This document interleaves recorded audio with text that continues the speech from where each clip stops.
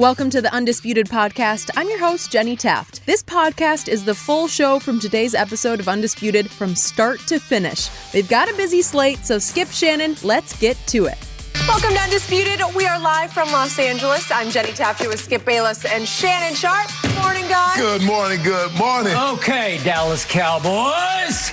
Washington has now won 4 in a row. So you Dallas Cowboys now have a chance to go to Washington next Sunday and give us a hallmark victory. Hallmark against your arch rivals You're on the road. supposed to have one of those in Kansas City. Well, we're going to get one next Sunday. How about that? You're not going to get one next Good, Sunday. thank you. That's not going to happen. Fired up about Skip, the Cowboys. what do you think about Saturday? What happened? I don't even know what you're talking about. Roll! You danced? Roll! I thought you couldn't dance. Roll! Ray Lewis once told me that you couldn't dance. Oh, you I don't ain't know. going to dance with the roll tide? I don't even know what that means. You do Roll know who? You Feeling good about Bam over there, Shannon? Yeah, y'all feel real good. Feel real good. That one? Oh, okay. We All right, we did have some good gotta college football graduate from games. I don't We're going to get to recall the playoff in just a bit. We'll get to the Cowboys, I know that. But we Yeah. will also begin with Mr. Tom Brady because he looks like an MVP again yesterday after throwing 4 touchdowns in the Bucs' 30-17 win over the Falcons. Tampa is now 9-3, just 1 game back of the top seed in the NFC. So, Shannon, here's the question. Is TB12 winning the MVP? No, his season has been very overrated. I think Rodgers, if you look at it numbers-wise, record-wise, Rodgers has been more impressive. I thought yesterday the Bucs went out of their way, made a concerted effort to throw the ball over 50 times against a very porous Falcons defense. Just for people at home, put little numbers. The Falcons are dead last in sacks. They're 31st in points allowed. They're 19th in pass defense. They're 23rd overall. So they're not a very good defense. You know they're not a very good defense because your Cowboys hung 43 points on them. So looking at what Tom Brady is doing, Tom Brady is on pace to be only the second player in NFL history to throw the ball over 700 times. He's currently he has the 5th most pass attempts, Skip, through 5 games. Brady has thrown the ball 135 more times than Aaron Rodgers. So if you project that out, he's probably throwing the ball about 3.5 full games more than Aaron Rodgers is throwing the football. And I'm going to shock you because you told me that Tom Brady take care of the football. Did you know, Skip, he threw another pick 6? He did. That's 2 pick 6s this year. Aaron Rodgers has 3 of those in 18 years. 10 INTs, 12 total turnovers, ranks him bottom in the league. 7 interceptions in his last 5 ball games. Did you know, people at home, that Tom Brady has more turnovers than Big Ben, Matthew Stafford, and 1 Daniel Jones? Now, we think Daniel Jones is a turnover machine, but this year, Tom Brady has turned the ball over more than Daniel Jones. He's turned the ball over Matthew Stafford, and we all know at the beginning of the year, you have very little to no respect for Matthew Stafford, and they've taken better care of the football than Tom Brady. So for me, yes, the numbers, 34 touchdowns, I think 10 interceptions. Yeah, those are great numbers. But Aaron Rodgers is 23-4. 4 total turnovers. Only 23? What happened? Because, He got a sore arm? No. They don't go out of their way. They have Aaron Jones. They have Dillon. They will run the football. And when they get inside the 3-yard line, they don't just try to throw the ball to Leonard Fournette. They don't throw the ball to Cameron Brate. They've turned Leonard Fournette into an Alvin Kamara. That's not what they took it with. Jacksonville took it with the 5th pick or the 7th pick overall for. But congratulations to him. He's turned himself into a very good pass catcher of the football. But you saw what happened yesterday, Skip. They went out of their way, and it cost them. It cost them a situation where late in the first half, right before the halftime, Brady ended up throwing a 3-yard pick 6, tried to get a screen pass off, and the defensive tackle did a great loop and got it around. But no, Skip, I'm not ready to concede anything. Aaron Rodgers, 23 touchdowns, 4 total turnovers, 3 rush touchdowns. He had better yards per attempt than Tom Brady. And the Packers' offense isn't designed to just throw, really? like what the Bucs' offense have turned into. That's interesting. Yeah, very interesting. So I guess you're telling me, you're in the Hall of Fame and I'm not, but I think you're telling me that one coach says, I've got the MVP, I'm going to flaunt it. I'm going to let him throw it to death because that's what we do best. And the other coach who saw Aaron Rodgers get it 1st and goal at the 8 against Tom Brady in the NFC Championship game came out this year and said, you know what? we got to start taking the ball out of Aaron's hands and getting it into the other Aaron's hands. And speaking of Kamara, the closest thing I've seen to Kamara is Aaron Jones. But that's what you told me. You told me the guy that's equally as, if not more important than Aaron Rodgers is Aaron Jones, because he can run it and throw it. That's what I said. Okay, so with that apparently the Green Bay coach, a very young head coach, is with me on that because he is starting to drift toward Aaron Jones. And obviously they got two very good backs now, but they're just saying that's our strength. Aaron's not our strength anymore. We've got to hammer away or flip away with those two backs. But what do we see the Bucs do down the stretch last year? They ran Leonard Fournette, they ran Rojo, and we saw in the Super Bowl what happened. We saw in the playoff games, they did a lot more diversifying of their portfolio than what they had done in the regular season. But I think this is a conscious effort. And Skip, I don't have a price. It's not like I got a problem with it. If you want to go out and try to get the guy the MVP, hey, and if it's not going to cost you ball games, by golly gee whiz, do what you do. Yeah. But I'm just saying, let's not pretend that what he's doing is just like, I can see Skip at this point in time if he had, say, 40 touchdowns and 3 or 4 interceptions. But the INT rate is, because you know this, the more you put the ball in the air, the greater chance it is for an interception. A tip, we saw what happened with Mahomes last night. Another tip by Tyreek, and it's an INT. So you greatly increase the risk of you turning the ball over. But I'm not going to take a whole lot out of Atlanta. Skip, now you know you don't have, after watching Atlanta again, and I know you watched that game, after seeing them against your Cowboys, you know they're not a very good defensive team. Okay, I'm going to go bigger picture here. I predicted before the year started that the 44-year-old in Tampa Bay was going to win the MVP, and he is doing it right before your very crossed eyes, because it is shocking that he now has 34 touchdown passes. I predicted 50. He's got a shot at 50. He's going to have to average a little over 3 for the last 5 games. Could he do that? They've got Buffalo coming next week on a short week, obviously, after the huge game tonight in Buffalo against New England. Then they got a revenge game against the Saints on Sunday night. We know what the Saints and Drew Brees did to them last year on a Sunday night. It was death and destruction. That's definitely a different ball game. I'd say. With the quarterback then situation. They have 2 games left against Carolina. It's at Carolina in the middle of this, at Jets, and then Carolina at home. Could he do this? Yes, he could. Could he get to 50, which is his career high in 2007 with Randy Moss? Yes, he could. Could it hinge a little bit on AB's return? It might a little bit. We're going to talk about that in just a few minutes. Will he return, or should they just go ahead and cut him? That's another big issue hanging over this team. But right here, right now, Tom Brady is leading the league at 314 pass yards per game. That's pretty extraordinary for age 44. And I'm going to give you, he made one horrendous mistake yesterday. I'm not sure I've ever seen him make a worse mistake than the pick 6 that he threw right at the end of the half when it looked like they were just going to shut it down. And all of a sudden he tries a little screen pass and Marlon Davidson just drifts out. He's a defensive tackle. He lines up completely inside and he slides outside. He ran a little stunt on him. He looped outside. And he kept looping and looping and looping, and he looped right in the way of the football. And before you knew it, I was dumbfounded to see that an Atlanta Falcon has the football in the end zone. That the heck of a play by D. Lyman. 3 yards away, he did it. He was a good player at Auburn. I liked him in Auburn. He was a second-round pick 2 years ago. So he's a talented kid. But this is what happens. Normally what do teams do, Skip, with 20 seconds on the clock and you're backed up like that? You run the ball and you get off the field. But that's not what they did, because they're trying to greatly increase Tom, get some passing yardage, increase his numbers, and then it ran him into that situation. That situation I don't think happens to anybody else, because nobody on the 3-yard line, Skip, is throwing the football in that situation. Okay, so what that drove home to me was that Tom Brady is, in fact, human. That actually underscored that once again. He's very human, which makes it even more impressive how inhumanly he's playing at age 44 after many Hall of Famers, starting with you, tried to send him home 4 or 5 years ago. But Skip, but do you notice that, Skip, you can't say the game that you covered is very different than the game Tom Brady plays. You know that. You covered this game far too long to think the physicality of what you covered is the same as it is now. You see that they've legislated physicality out of the ball game. We saw a play last night where the guy got a pick and Kitchens cracked back on him.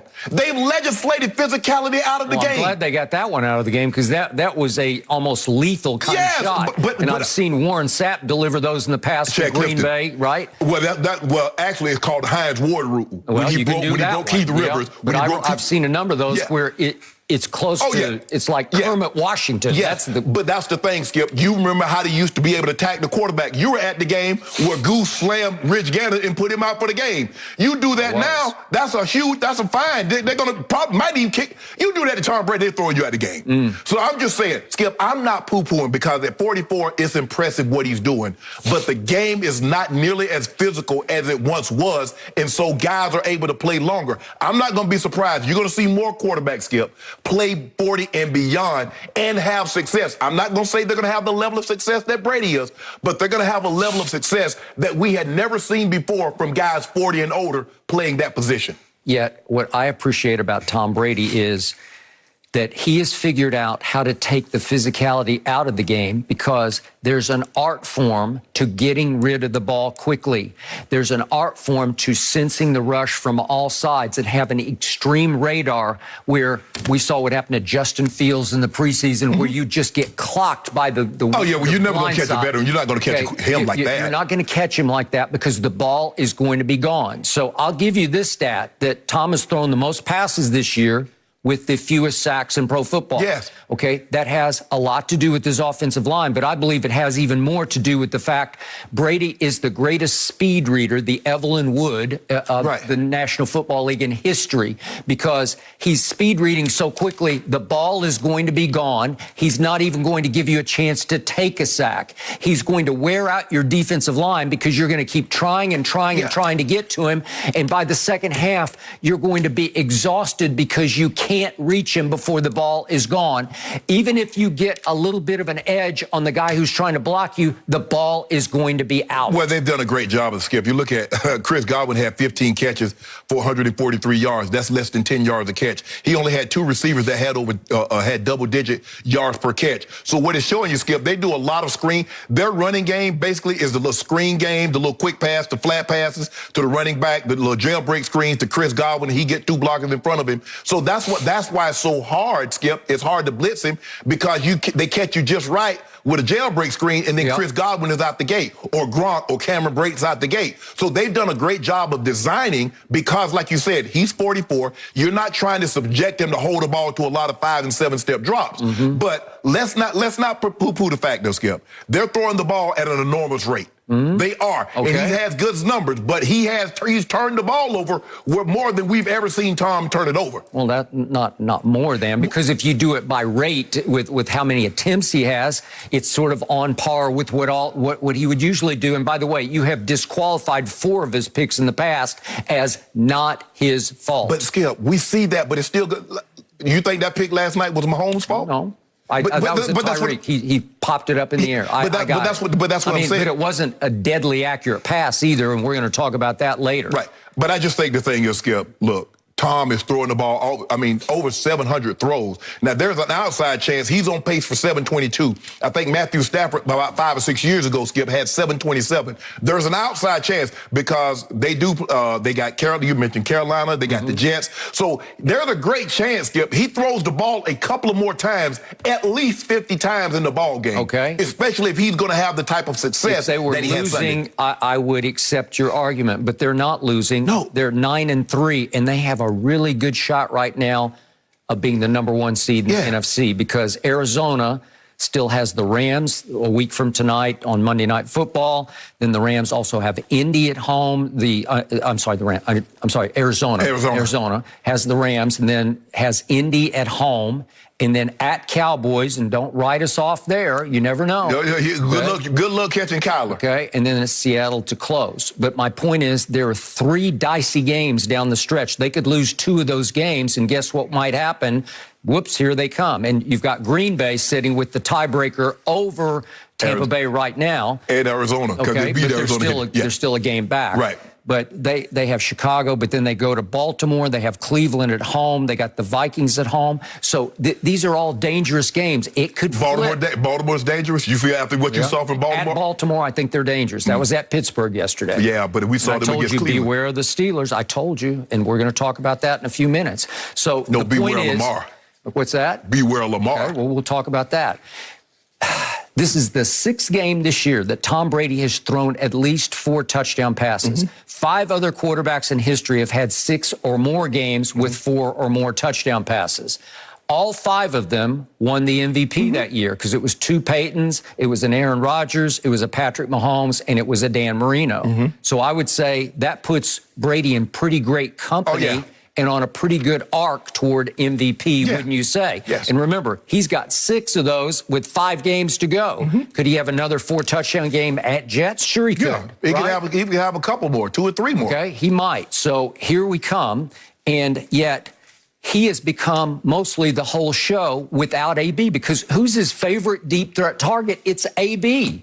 And again, AB is very valuable to that team because remember, AB, when the games he played, the 5 games, they won all 5 of them. Without AB, they're 4-3. Right. So AB's crucial to this. Well, when he wants to throw deep, but Skip, if you look at what they throw more times than not, it's a lot to Chris Godwin, even to Gronk. Now, Gronk has been able to get down the field a little bit. I don't know how teams are defending Gronk. He's still Rob Gronkowski. I think people are like, man, he can't get open. He's not as fluid. He was never Skipper like a fluid tight end. He was always big and cumbersome. Yep. But he's even more now. But he's still Rob Gronkowski. You still better respect him and not just put anybody. You think you can put your 4th or 5th corner on him and D him up, and you can't. Yeah.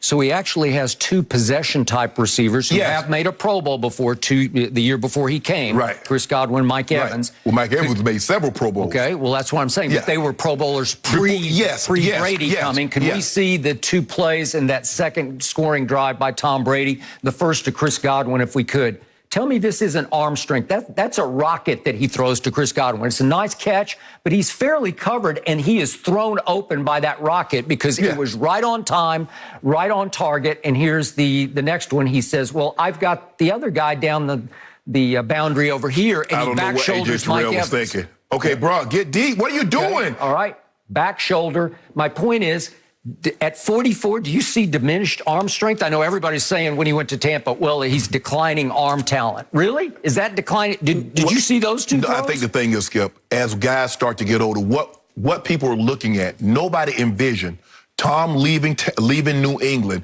and going to get this plethora of weapons outside. They were just looking at him in New England with Julian Edelman, with what they had, and with Lacoste and all those guys, and you're like, man, Tom is looking bad. Come to find out, it's not that he was looking bad. He just needed more help. Yep. The days of Tom being able to elevate everybody around him, no matter how bad they were over. So he just needed more help. Now you see him with Godwin and Mike Evans and some of these other guys. You're like, well, damn, Tom might got 3 or 4 more years. That is correct. Thank you very much. Tom Brady is simply the greatest red zone touchdown thrower we've ever seen because now in 2 years, no risk it, no biscuit, Bruce Arians offense, in the red zone, he's thrown 0 interceptions. So he just picks you to pieces. Once they get inside the 20, you are toast. Right. Not him, you are. And if we could see the touchdown passes yesterday, please, in order. And again, you say a lot of these are simple, but this is a sweet little. He's rolling out. That's Tom Brady at 44 on the run, throwing that. And it was a really sweet catch by Fournette. And there's another one to Cameron Brate. Same play to Cameron Brate. And then here we go. This one's to Gronkowski, who we'll get back to that one in just a second. But then we got another one, little fade to Gronk for the 4th touchdown. And it's just a beautiful throw and catch. That is virtually unstoppable. Yeah. If you execute it correctly, you can't stop that, right? Yeah. Okay, so the second to last touchdown pass, the longer one to Gronk, is the classic Brady slapping his thigh to Gronk saying, I got you single on a linebacker, just go. Right. Remember what he did against Dallas on opening Thursday night? Actually, that's a safety he got him on, 32. Okay, but he just said, whoever came up, I think a linebacker looked like he was coming up to take him. And he said, we got this. And he said, just go. Just run a deeper route. And I think Olakun tried to get a jam on him. What a great combo. And they now have a chance to become the greatest touchdown combo in NFL history because of their wavelength. And yet, when you think about it, it's a 6th-round draft pick throwing to what you just described as a lumbering tight end. We're not talking about Shannon Sharpe here.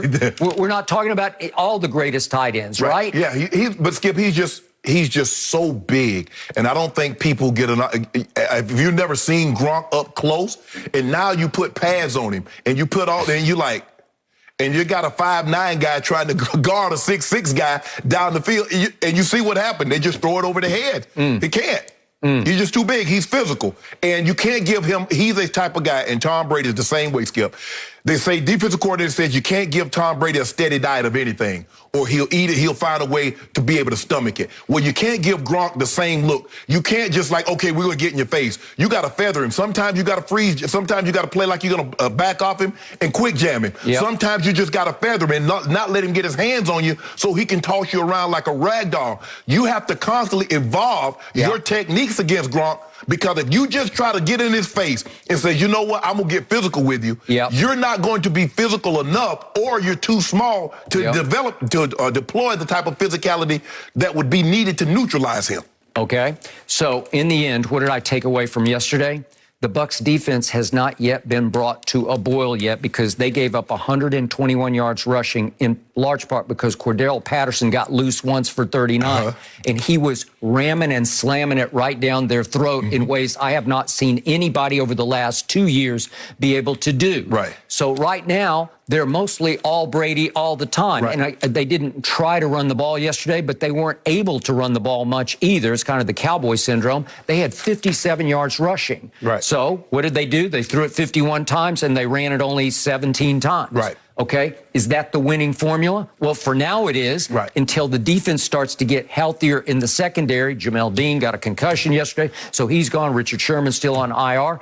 If those kind of players start to come back, you might be seeing a repeat of last year down the stretch, where they start to become more of a defensive team. What we've started to see, Skip, is we're starting to see Ndamukong Suh look like the Ndamukong Suh in Detroit. He's starting to show his presence. He's starting to collapse the pocket. Yep. And we always knew he was he came out, got 10 sacks his first year, was Defensive Rookie of the Year. He was a many-time Pro Bowl player. But he's starting to look like that again, Skip. He's no longer just he going to stop the run and get a little pressure here and there. No, he's collapsing the pocket and putting quarterbacks on their back. Yep. Okay. So, are you giving in to the Bucs now? Are they the team to beat in the NFC? Well, if you ask me to rank the NFC, I would go Packers, Cards, Bucs. I think all those all those teams on a given Sunday, you don't play your best, you're going home. Either one of those teams can beat, even in their own building, Skip. I believe any of those teams can beat the other team in their building. This might be the best year for football, because I have no idea. I can tell you, we're going to talk about the AFC in a minute. I can't tell you what's going to happen in the AFC, because nobody knows. Because I just watched Cincinnati beat the brakes off of Pittsburgh and Baltimore, and then get 41 hung on them by the Chargers, who just got the brakes beat off them last week. So, Skip, I have no idea. And we saw Buffalo.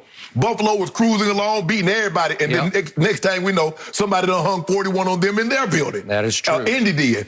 And then we see Indy turn around and just get the... So I have no idea. That's what makes it interesting. But this is going to be, you only get one bye.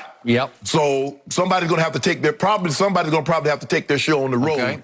Well, I have a book it right here, right now. What's the book? You can book the Bucs winning it all, and you can book Brady winning MVP. Thank you very much. Case closed. Okay. So I don't waffle and dance. I tell you what. You want 10 cases right now? You want another 10 cases? 10 cases? 10 cases. On which? Bucs don't win it all. Don't win it all? Don't. Do not. DONOT. Do not. Don't. Ain't. Well, I've got 10 cases on the East right now, so why should I worry? Because we clean the slate. You win that one, I win this one. Okay, I'll do 5 right now on the Bucs. Okay, I'll take them. No mercy. Washington beat the Raiders 17-15 yesterday, and they've quietly won 4 in a row to pull within 2 games of Dallas in the NFC East. The two teams will square off twice over the next 3 weeks. So, Shannon, how big a threat is Washington to the Cowboys? I don't view them as a big threat. Skip, on the play before we saw that Hail Mary, I am shocked they did not call pass interference because the dude held him all the way down the field. They highlighted it, and he's got him by the jersey. How the back judge and the deep sideline judge, how he missed that, Skip, I'll never know. I'll never know. Skip, he's holding him. Skip, look at this. He's got it by his jersey, and the official's right there on it. Look at this. Skip, he's got his jersey. And the back judge is right there, and he misses it, Skip.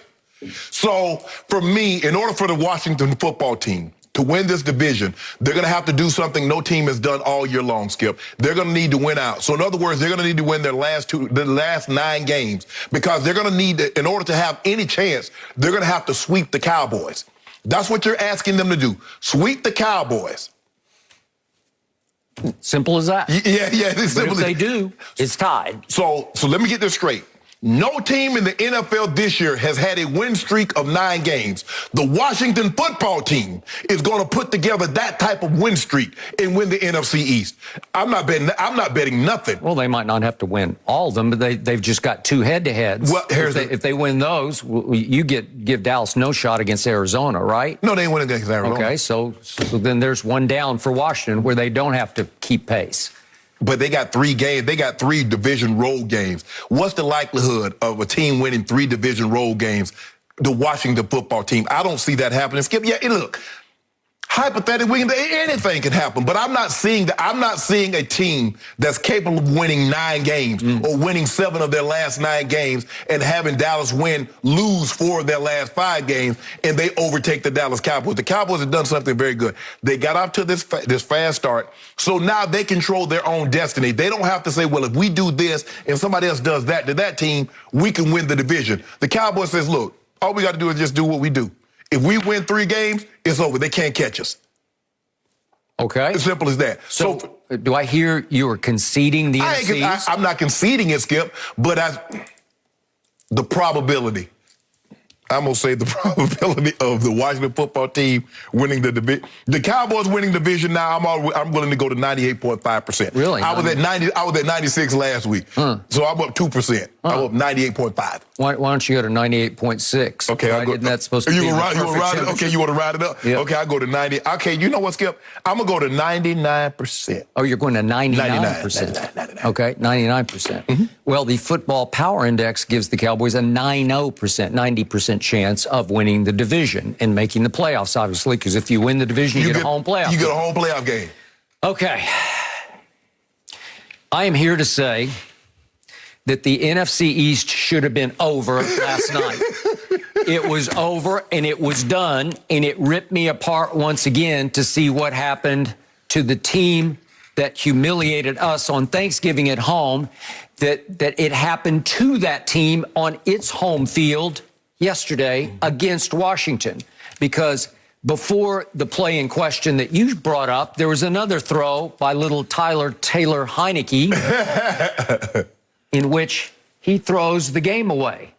And Trevon Moehrig, the rookie from TCU, second-round pick, has the game in his hands and missed it because I think he'd still be running with that football. Yeah. Right? Yeah. So this is a game overplay with 59 seconds left in the game. It's just over. And it's a pretty easy catch because he throws softballs. He doesn't have much of an arm, so it's possible he threw it so soft that Trevon Moehrig just misjudged it. He misplayed a little bit. He had pick six. He had pick six on his mind. It's like the easiest pick six you could ever have, right? Yep. It's like he is the primary on the throw, and I was just dumbfounded. And before I could get over that one, to your point, all of a sudden, here comes the Raiders, and Derek Carr rolls all the way to his right on the play in question that you already showed. And how Bobby McCain gets away with the most outrageous pass interference uncalled, I think certainly I've seen all year this year, but you're just grabbing and you're holding and you're impeding his progress. Because if you let him run through the play without a tug, I just think he's going to catch it. The official's right there on top of it. Look at the official. How can you not see that? Are you just looking up at where the ball's going to land? Do you not see it? And again, you remember what happened to us against the Raiders on Thanksgiving with Anthony Brown. He's just running back and he didn't turn and look for the football, and we lost the game over that one call. Right. And so you can't do turnabout as fair play because that's a game over play. If you throw that flag, I'm pretty sure the Raiders are going to win that game. Even though that's 20 seconds. Skip, left. I know what they're going to say. They're going to say he was looking back for the ball. Yeah, but while he's looking back, he's tugging the guy's jersey with the right hand, looking back over his left shoulder. I don't care how much you look back. You still can't hold the receiver. Just because you look back. You can make a play on the ball. Holding a receiver with one hand, looking back over your left shoulder is not making a play on the ball. I agree. And I trust Zay Jones, son of Robert Jones, once a Dallas Cowboy middle linebacker that I covered back in the day. I trust him to catch that because, remember, he caught the walk-off against Baltimore. Remember that on the Monday night game?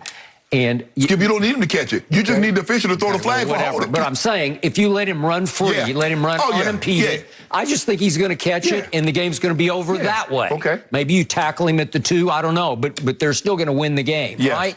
So those two plays cost the Dallas Cowboys, I think, the NFC East to close the deal it would have been over with 5 games to go, right? Yeah, it would have been over. Okay, I'm here to tell you that once it sank in what had happened, I got real comfortable with it because when I have least loved my team is when it looks like they have an insurmountable lead in the East and they lay a big egg, such as against your Denver Broncos at home, out of nowhere.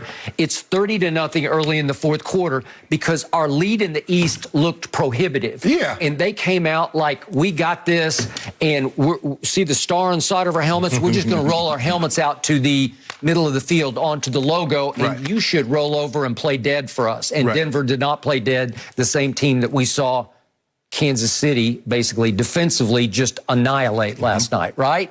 We saw Teddy Bridgewater look like Teddy Bridgewater, but he looked like Dan Marino against us, right? Yeah, he did. He did, okay?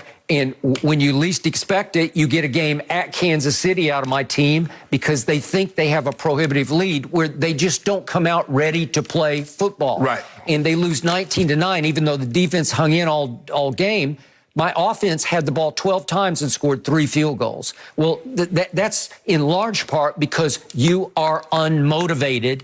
You don't think that you have to win this game. Kansas City at that point felt like it had to win that game to get back into the race in its division, right? Right. So I like the fact that at least there's some new pressure. At least now Mike McCarthy, who is the lamest motivator in the history of motivation, at least he's back for you guys this week, right? I think so. Unfortunately, maybe you should let Dan Quinn run the meetings, right? He should let him address the team. Let him address the team, get them fired up. But the point is, all you have to say is, Washington has won 4 straight games, and their little quarterback is doing nothing but making plays. He finds a way, Skip. He's like the new Fitzmagic, and he looks just like Fitzmagic because he's about the same size, and he can sort of run around a little bit, make a couple plays with his legs, and he can do Houdini escapes. When you think you have him down, he just somehow slithers out from under, and it's like he's greased lightning, where you're just slipping off him and slipping off him, and he can make a play running the ball down the field, or he can just run around until somebody gets open.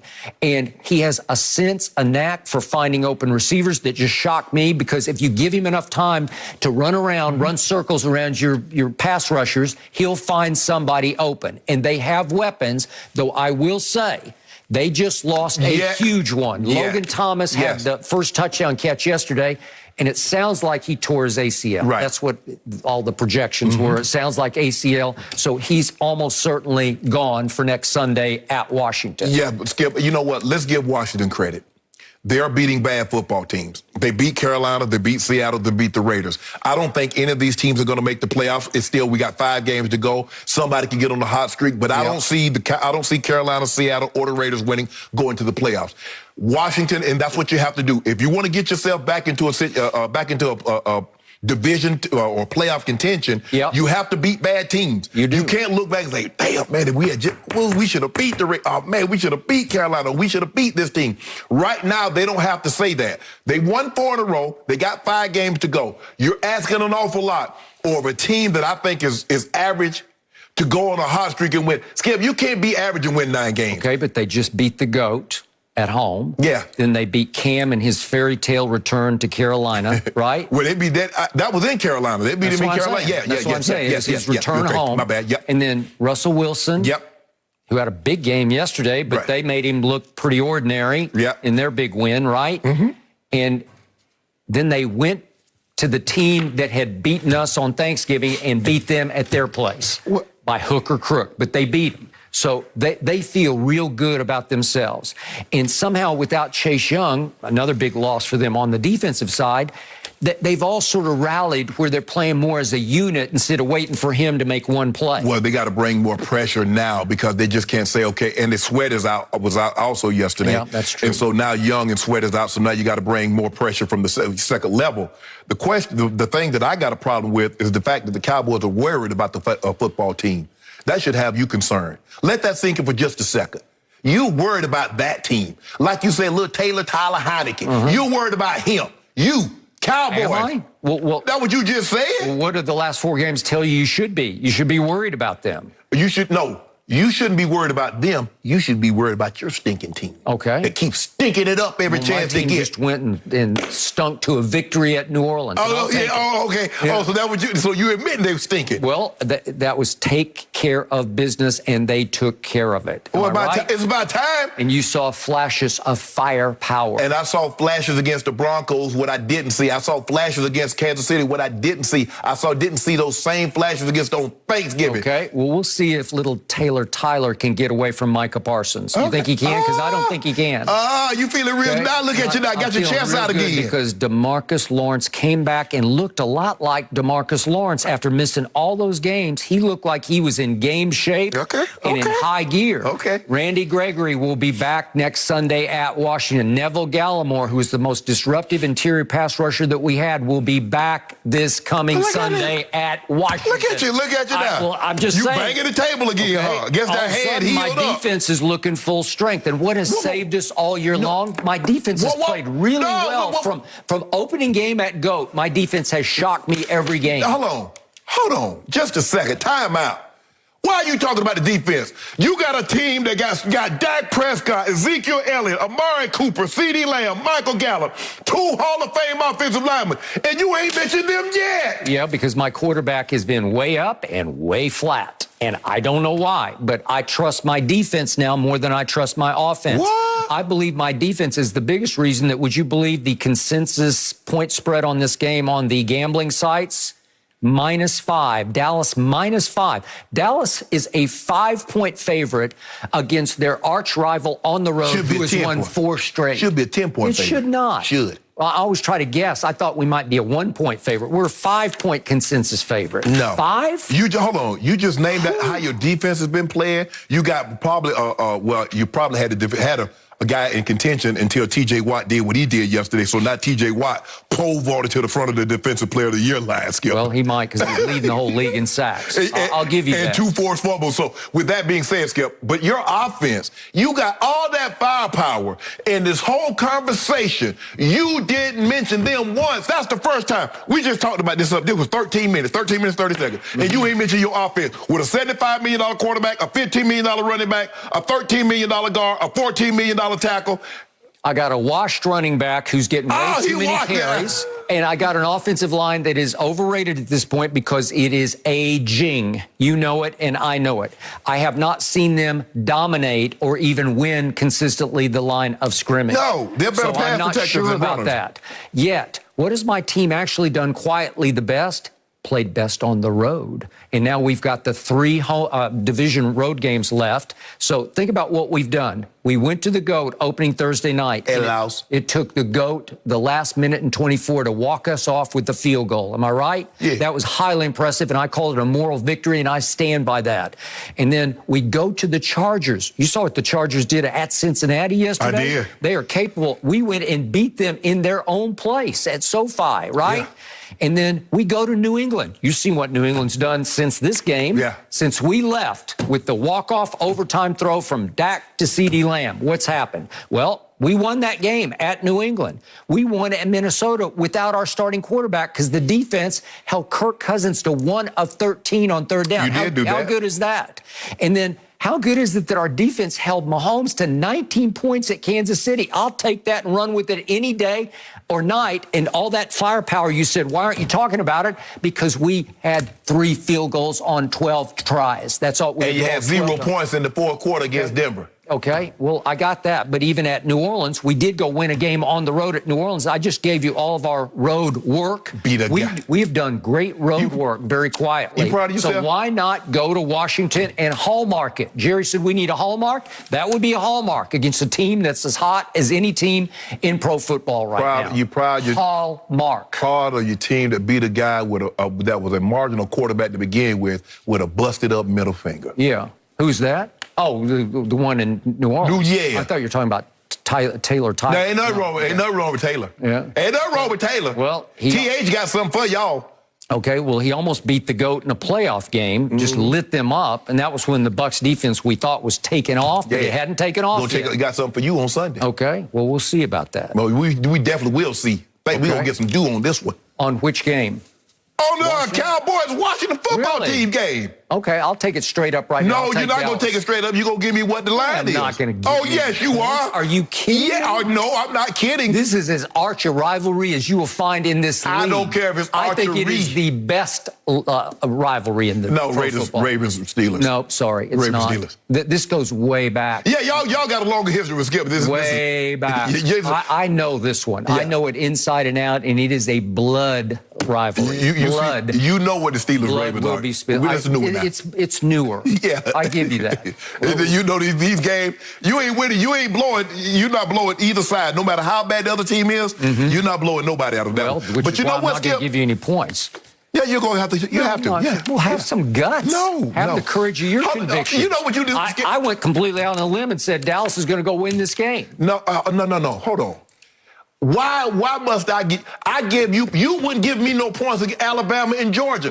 You made me think we bet on. Yes, we did. We had a case. I thought we decided no, we took a case. Well, you did it in your mind. No, if you you make me take. I got to take that. The only way you beat me is on revisionist history. No. When I say no, I'm not going to do that. You're like, oh, Alabama gonna score 24 points on that defense. Nah, they gonna score 41. Coach Saban made me out to be a liar. You were the one who told me right across the table. You said Georgia's defense is overrated, and it was times 10 overrated. I told you the offense was average, too, though. Okay, well, the offense put up a lot of yards on Alabama. I know you're happy about Bama, Shannon. No points, though. I know you are. You'll get your moment later on to go there.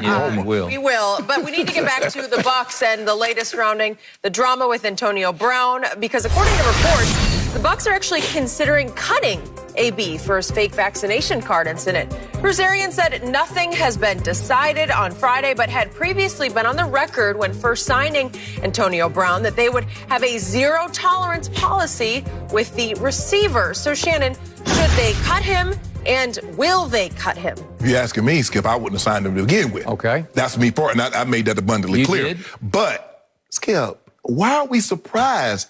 This is how it always ends with AB. Correct. I thought Bruce Arians, first of all, BA didn't want to sign him. Tom Brady stuck his neck, put his name on the line to get AB into Tampa. Remember what Bruce said? I had him in Pittsburgh. He was just a rookie that year, but he said, I know enough to know he doesn't fit in our locker room. Go ahead. But the quarterback says, I can get him to fit. I can fit this square peg into this round hole. Yep. Just bring him in. I'll put him next to me. He can live in my place. I'll make sure he walks the straight and narrow. That's fine. But as soon as the offseason hits, this is how it always ends with AB, Skip. Normally, look, I've always said this, production and tolerance. Yeah. When AB is playing, he's producing at a high level. So that tolerance for his behavior off the field is extremely high. And this is why they're not going to cut AB. Because when he played this year, look at his production, what he gave you, Skip. Yep. He gave you outstanding production. Therefore, the tolerance of the things of his behavior, you're going to be more accepting of it. Zero tolerance. If one time he steps out of line, is this not the one time? But they're not cutting him. They're in the business of winning games. They're not trying to rehabilitate players that had behavioral problems somewhere else, be it Raiders, Pittsburgh. He did himself no favors in New England. That's not what Tampa is in the business for. There's like, we got a very small window with Tom Brady. We're trying to maximize it. And if it takes having a guy that has that's done some things that we said that if he were to do, we were going to move on. If that takes us keeping him for an extra year and make sure we get another Super Bowl out of this is what we're going to do. So for me, Skip, look, Tom still likes him. Tom doesn't like him. Tom loves him. He's there because of Tom. Tom is not going to tell BA to get rid of him. If anything, he's like, look, the guy made a mistake. We're going to make it right. We're going to go win another title. B is like, you promise? Okay, we'll keep him. So for me, I look at it like this, Skip. If somebody tell me, well, Shannon, I don't never want to see you again, and don't call me, you got to tell me that. I ain't calling you ever again. Well, you told me you don't want to see me anymore. So I ain't expecting a phone call. So in this situation, Skip, if you wanted to cut AB, how many times does somebody telegraph somebody they're thinking about it, doing it? Okay. So if you were the head coach of the Tampa Bay Buccaneers as we speak, and you had gotten overruled because you said no to AB from the start, right. How would you react right here, right now? What would you tell your GM and your ownership, the Glazer brothers? What would you tell them? We should move on, but they're not. The Glazers like being on that podium, Skip. I got it. They like that trophy because they realized they were young. Their dad, if I'm not mistaken, dad was in charge at the time they won in 2002. Mm-hmm. And so now to have that, look at from 2002 to 2020, that's 20 years. Man, I ain't trying to have no futility. And you mean to tell me we can get an opportunity to go do this thing back to back? Yep. And there ain't no telling how many times we're going to get an opportunity. I'm going to maximize Tom Brady, Skip. Okay. I'm sorry. I'm just going to maximize Tom Brady. I don't believe they moved on from Antonio Brown. I do not. Now, I could be wrong. And if I'm wrong, I was like, man, Skip, that's surprising. But I just don't see it. Okay. Because I think his production level when he's played has been too high. And Tom believes in him. Yep. Because he knows he can count on AB and pressurize big moments. He does. I don't see it happening, Skip. I don't. Okay, I agree with this. He is Tom Brady's favorite target. And the one glaring number that I threw at you earlier in the show, while AB has played this year, they are 5-0. Without him, they are 4-3. So production tolerance is screaming production, Exactly, right? yes. Is Tom Brady more comfortable with AB as a quasi-deep threat? You better believe he is. What happened on opening Thursday night against my Cowboys? He got AB on Anthony Brown, our AB. He got him one-on-one, and you remember the outcome of that. Remember? He's still running. And he's still the best route runner. Okay, I got it. Now, this is what I would do if I were in charge. I've been watching this team closely because I picked it to win the Super Bowl. There is still something missing in this team in overall execution on both sides of the ball, and it's Super Bowl syndrome. It's repeat syndrome, and you know it as well as anybody on this planet because you have been through it 3 times. It is hard to repeat. It is in this absolutely league hard, because everybody comes for you. And it's different than basketball because in basketball, it's not so physical. It's just pure talent. Talent will out. It just prevails. In this game, you have to pay a severe physical price because you have to take it up to that physicality level that brought you home last year. And it's just hard because the human body is saying to you, I don't want to do this again. I'm getting the hell beat out of me. Chris Godwin took big punishment. He is a physical possession. And when you talk about those jailbreak screens, they use that as part of their running game. And he gets absolutely punished on it because he has to get a running start and just barrel in through the linebackers and the safeties, and he just gets ripped. And a lot of times D linemen, because he's coming this way, and guess what? When the D linemen see Tom Brady throw the ball that way, they're heading that way. I agree. So the point is, they haven't taken off yet. There's not that spark of, I just saw a takeoff. I keep seeing glimpses of it, but it doesn't manifest itself going forward. If I were Bruce Arians, I would now go to management, I would go to ownership and say, I believe we need to do this for the sake of the team. Because you help me out here. Would it not send a strong message to the locker room if they just sent AB home? You could wait because you've got 2 more weeks to wait until he can be eligible. So he's going to go through waivers or somebody's going to claim him. He could come back to haunt you. But if you wait 2 more weeks, maybe you got a chance that he won't come back to haunt you, right? Where he comes back with just 2 games remaining on the schedule. Maybe nobody would say, I don't want to take a shot. Yeah, it's going to be hard. I don't see somebody being a receiver. I mean, it could. Anything is possible because like you said, Skip, a guy that can still give you production still has value somewhere. Okay. So Bruce Arians, when they signed him, he told Peter King, if he screws up 1 time, he is gone. That's an ultimatum. That is 0 tolerance. Did he screw up? Well, yeah, he just screwed up so much that this is a potential felony, which is why when the NFLPA addressed this publicly, they were very careful not to say fake ID card, because if you somehow validate that publicly, he's in line to go to jail on this, or Correct. at least be punished by the feds, right? Exactly. Okay, felony offense. And yet there's only one redeeming development in all of this, which is once he got to camp and he had duped the Bucs into thinking that he was vaccinated, somebody got through to him that, do you realize what this could mean to you? Do you realize this is a felony offense? But Skip, if I rob the bank, I think they're owning you, Sharpe. I can't go turn the money in and say, oh, we good. Bro, but you already presented the case. He did. I agree, but I'm just trying to be fair to him. He finally relented. I think it was like a week into camp or so. He said, I better, do you know little AB? You know, he's going to, because, hey, would any judge in this country be lenient with him? No, he's not with his history. Way too much. Right. So he got vaccinated, but does it undo the No, he did it. And what he's done, Skip, you heard what BA said. BA says, I hope the NFL does a closer look on everybody.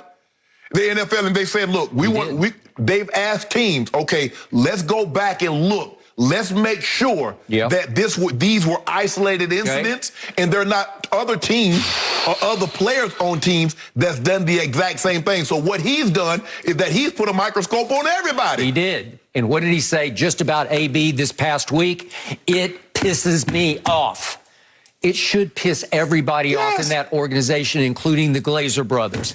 He threatened that whole football team with an outbreak, because you just don't know. If you're in there as, you faked it and you're really not vaccinated, well, it was the ultimate act of betrayal to me, given how serious I take COVID and you take COVID, right? It's the ultimate act of betrayal. So Get the booster shot this morning. Okay, good for you.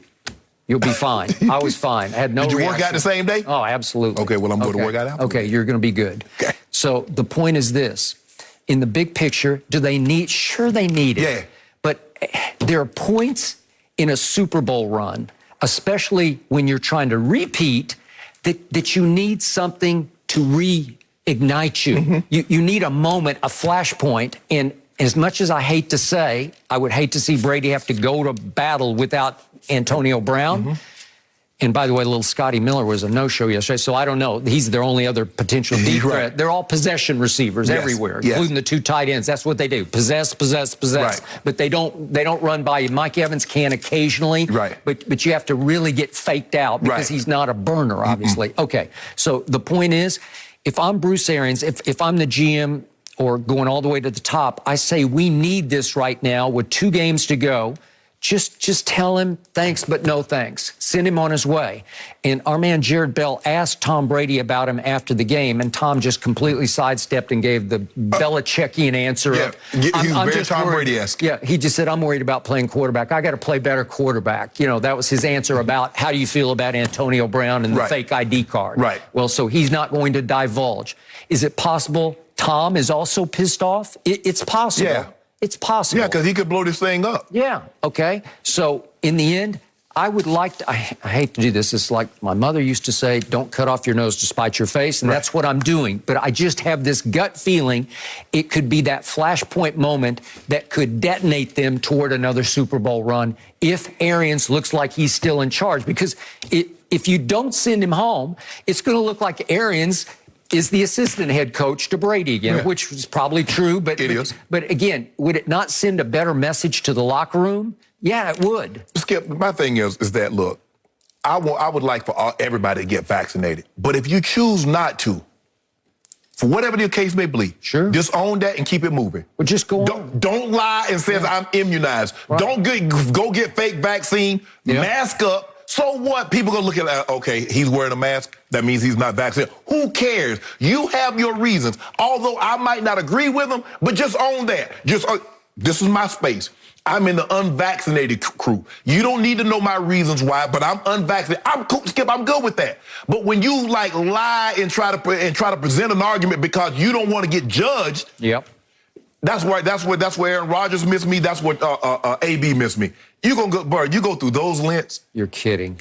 Just because you don't want people to judge you because you're unvaccinated. Okay, what has AB also always owned? He's always trying to beat the system, always. And here we win again. He want to get a service that don't pay for it. Yep. You know, you do. Bro, come on. It's time out for this. So Tom Brady got a Super Bowl ring and won it for Tampa in large part, or some part at least, because he made it work with AB. Yes. Right? Yes. Okay. 1 out of 2 ain't bad. I'm saying it just didn't work out. Zero tolerance? No. He broke that. He shattered that. I mean, and he didn't have to skip. So my thing is, if you're going to go get the fake vaccine, you might as well just ride it all the way through. Fake vaccine, just ride it out. Because why you just couldn't go ahead? If that was the case, Skip, why not just go ahead and get it anyway? You know, knowing your history, that you're going to run afoul and somebody, either you're going to tick a girlfriend off, you're going to tick off a homeboy, you're going to tick off somebody that knows your inner secrets and going to spill at the moment you make them upset. That's your history, AB. That's his history. Okay. No mercy. On Friday, LeBron returned from what he called a, quote, frustrating stint in the NBA's health and safety protocols to play the Clippers. But ultimately, the Lakers lost 119 to 115 despite 23 points and 11 rebounds from the Kings. So, Shannon, how much did LeBron's false positive test have to do with their loss on Friday, the drama surrounding it? Zero. It had absolutely nothing to do with it. Really? Zero? No, it had nothing. I mean, I understand his level of frustration. He's saying that's not the what I had to go through is not what normally happens. He says you get a positive test.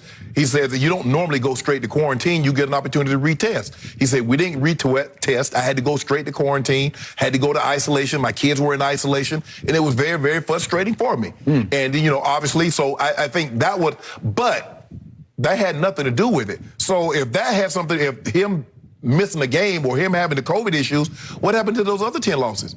When there was no issues, there was no positive, there was no false positive. So them losing this game on Friday had nothing to do with LeBron James's false positive test. He did not play well. He did not fend the basketball. You look at what the Clippers shot. The Clippers shot 51% and 46% from the three. They play the Kings the next night and shoot 38% from the three, 38% from the field, 66% from the free throw line when they shot 87% against the Lakers. Yep. You see the difference? Do I? One team defended a little bit, the other team didn't defend at all. You look at the fourth quarter, down the stretch, they got every shot they wanted, how they wanted. Now, the Marcus Smart senior shot, that was a lucky shot. Lucky shot. Tip your hat. The backboard shot. Backboard shot. But look at Luke Kennard at the free throw line. Boot, bucket. Luke Kennard, fake like he's going to run through, goes to the three-point line, wide open. You're not defending the basketball. And when you do not defend, and when you do, Skip, all they do is make the free throws also. There are a lot of things that's going on with the Lakers. Had they made their free throws, had they shot 80% and not 60%, they win the game. But you fall behind, you miss your free throws. So I don't believe LeBron James' false positive had anything, the COVID test had anything to do with this loss. What had everything to do with this loss? LeBron didn't play well. The Lakers didn't play well. He didn't defend. They didn't defend. He didn't shoot particularly well from the free throw line. They didn't shoot well from the free throw line as a team. That's why they lost. That's why they'll continue to lose until they start playing better defense.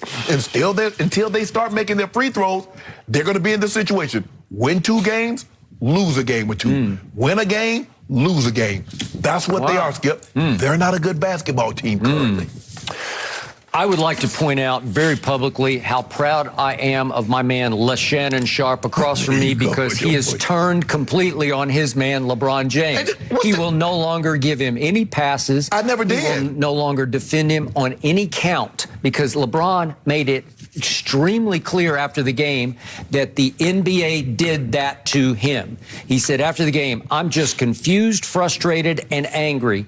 He said, today was the first time I've been able to catch a basketball since Sunday. So he couldn't touch anything because he was in protocol, right? Okay, you isolate. You got a basketball in your backyard. I assume you could. I don't know why, unless there's something written into the bylaws that you can't even touch a basketball. I don't know why, but that's what he said. Again, Shannon Sharpe calling LeBron James on some phony baloney that he's trying to sell to the blind witnesses out there, right? Then LeBron continues, I felt like I was getting into a really good rhythm offensively and defensively. it's been very frustrating not being able to get into a flow for myself. Well, he's just saying the NBA cost us this game tonight. That reeks of that. And I agree with you. I'm not going to give him any excuse or pass. Did it upset his rhythm a little bit? Maybe a little bit, but it also allowed him to rest up in his 19th year, and he should have come out like gangbusters against a 500 Clippers team without its star in Kawhi Leonard. Yet that same team under Ty Lue is now 4-0 against your Lakers. All 4 times Ty Lue has coached the Clippers, they have beaten the Lakers. Mm-hmm. Well, that's not a good look, right? Yeah. No, it's not a good look. It's a terrible look. Skip, look, I refuse to believe that LeBron is out there on the court thinking about, man, they did me in, man. I can't even.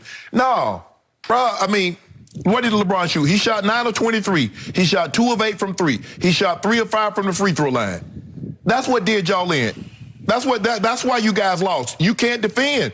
They went 16 to 35 from the three-point line, 41 of 81 from the field, 51%, 46% from 3, 88% from the free throw line. That's why you lost, because you shot 36% from the 3 line and 62% from the free throw line. That's why you lost. Now it's come to this for your Los Angeles Lakers. Kendrick Nunn, who has played 0 seconds so far this year, is tweeting, I think it was a tweet, about how Clippers, we still own this town, wait till I come back. Really? They got what is it, Hartenstein? Hartenstein. Yeah. He 5 of 7 from the field. In the fourth quarter, he was really good. Pick and roll again. Pick and roll defense. They pick, roll. He rolled to the basket. Layup, dunk. Easy shots. And I tweeted right after the game, LeBron James just got outplayed in the fourth quarter at Staples by ... Luke Kennard? Yeah, Luke Kennard played well. He made all 4 of his shots in the fourth quarter. He made all 3 of his threes. And would you believe Luke Kennard made the 2 clutchest shots of the night because he shot 2 daggers with 1:12 left and 38.4 seconds left, put them up 4 and then up 5. They were just dagger on top of dagger because the Lakers defend nobody at the three-point line, and I can't figure it out. I can. They have plunged from first in defense a year ago to about 15th right now. Well, it's just they went from number 1 to middle of the pack. Yes. What's missing? What's the problem? They tried. I liked starting Dwight Howard the other night because I thought he had earned the start in that game at Sacramento. I think the thing they need to start now is Malik Monk. I think he needs to be in the lineup over Tucker. I'm sorry, Tucker needs to be with the second unit. Okay, is Malik Monk a clutch client? No. No. Okay, but I'm saying, but Taylor Horton-Tucker is a clutch client, so good luck on extracting him from the But at some point in time, you trying to win ball games or you trying to appease somebody? I don't know. So when I look at Carmelo and Malik Monk gave you 33 points off the bench, you had 42 points off the bench. That should be plenty good enough.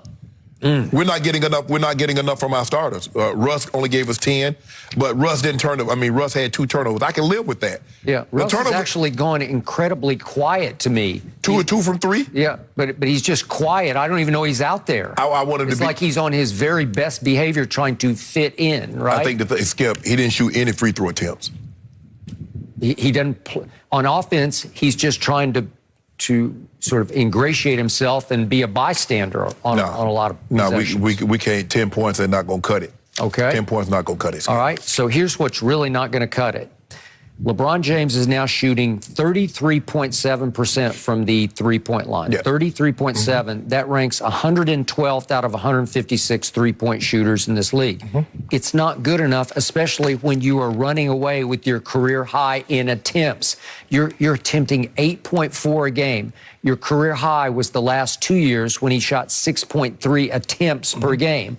So he's 2 more ahead of that per game, which is a lot more shots from 3. It is, Skip. But it's just too many. It is, but as we get older, Skip, LeBron just does not have the energy to, on a night-in, night-out basis, a game-in and game-out basis, attack the rim like he once could. Okay. Jordan didn't do it. As we started to get older, he started to, move further away from the basket. Okay, Kobe moved further away from the basket. Those 2 moved 12 feet away from the basket. LeBron's moved 25 feet away from the basket. Twice as much. Yeah, twice as far. So now he's become a mediocre three-point. I'm being nice about it. A mediocre. He's actually a below-average three-point shooter. who's high volume.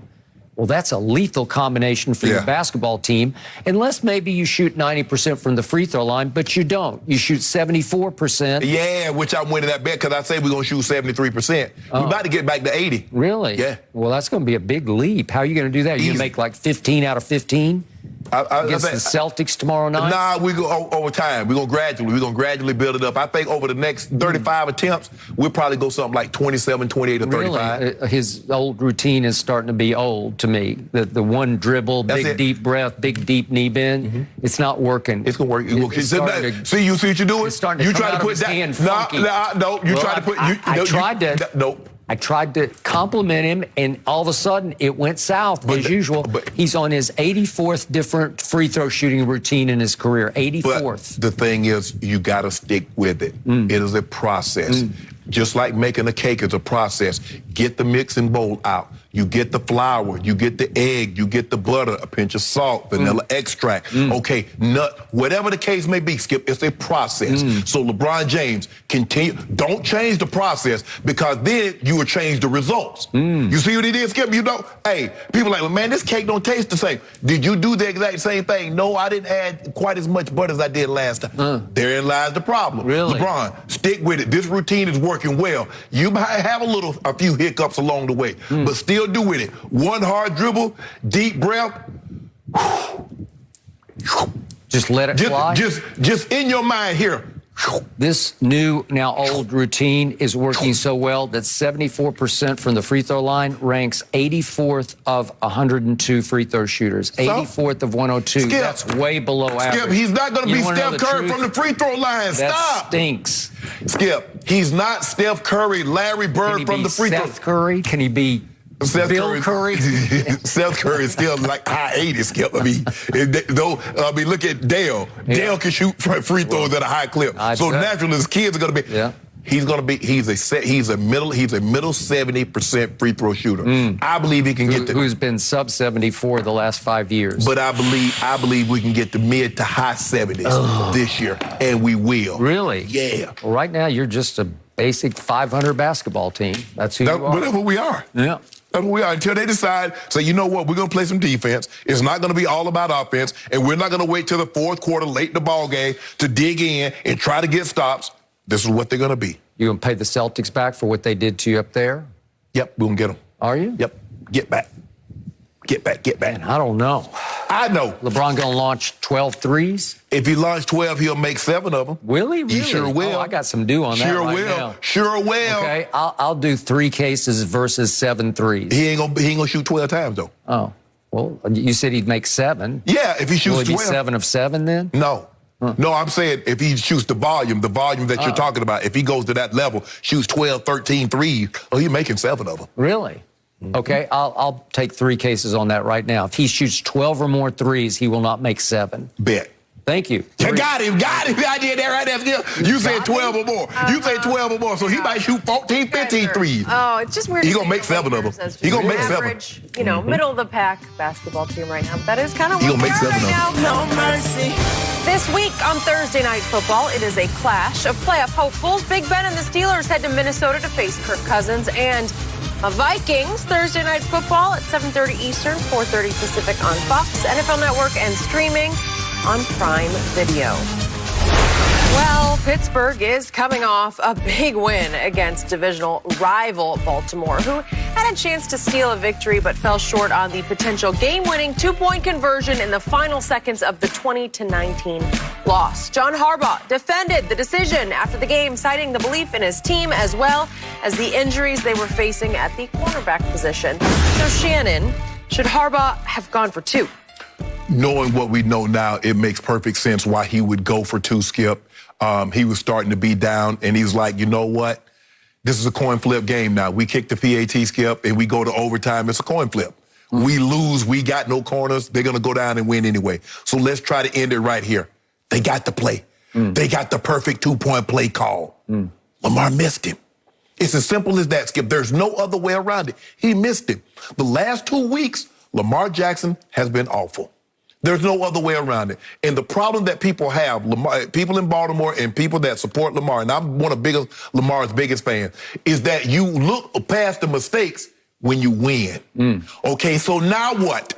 I said the thing that concerning with me, Skip, is that it's the routine throws. He has the guy standing right there, Sammy Watkins, right there in front of him for a first down, and he turfs the ball. It's throws like that that's keeping Lamar. Skip, the first drive, you go right down the field. Skip, you got Justin Tucker. Justin Tucker right now is one of the 2 or 3 best kickers of all time. He might be, when it's all said and done, the greatest kicker of all time.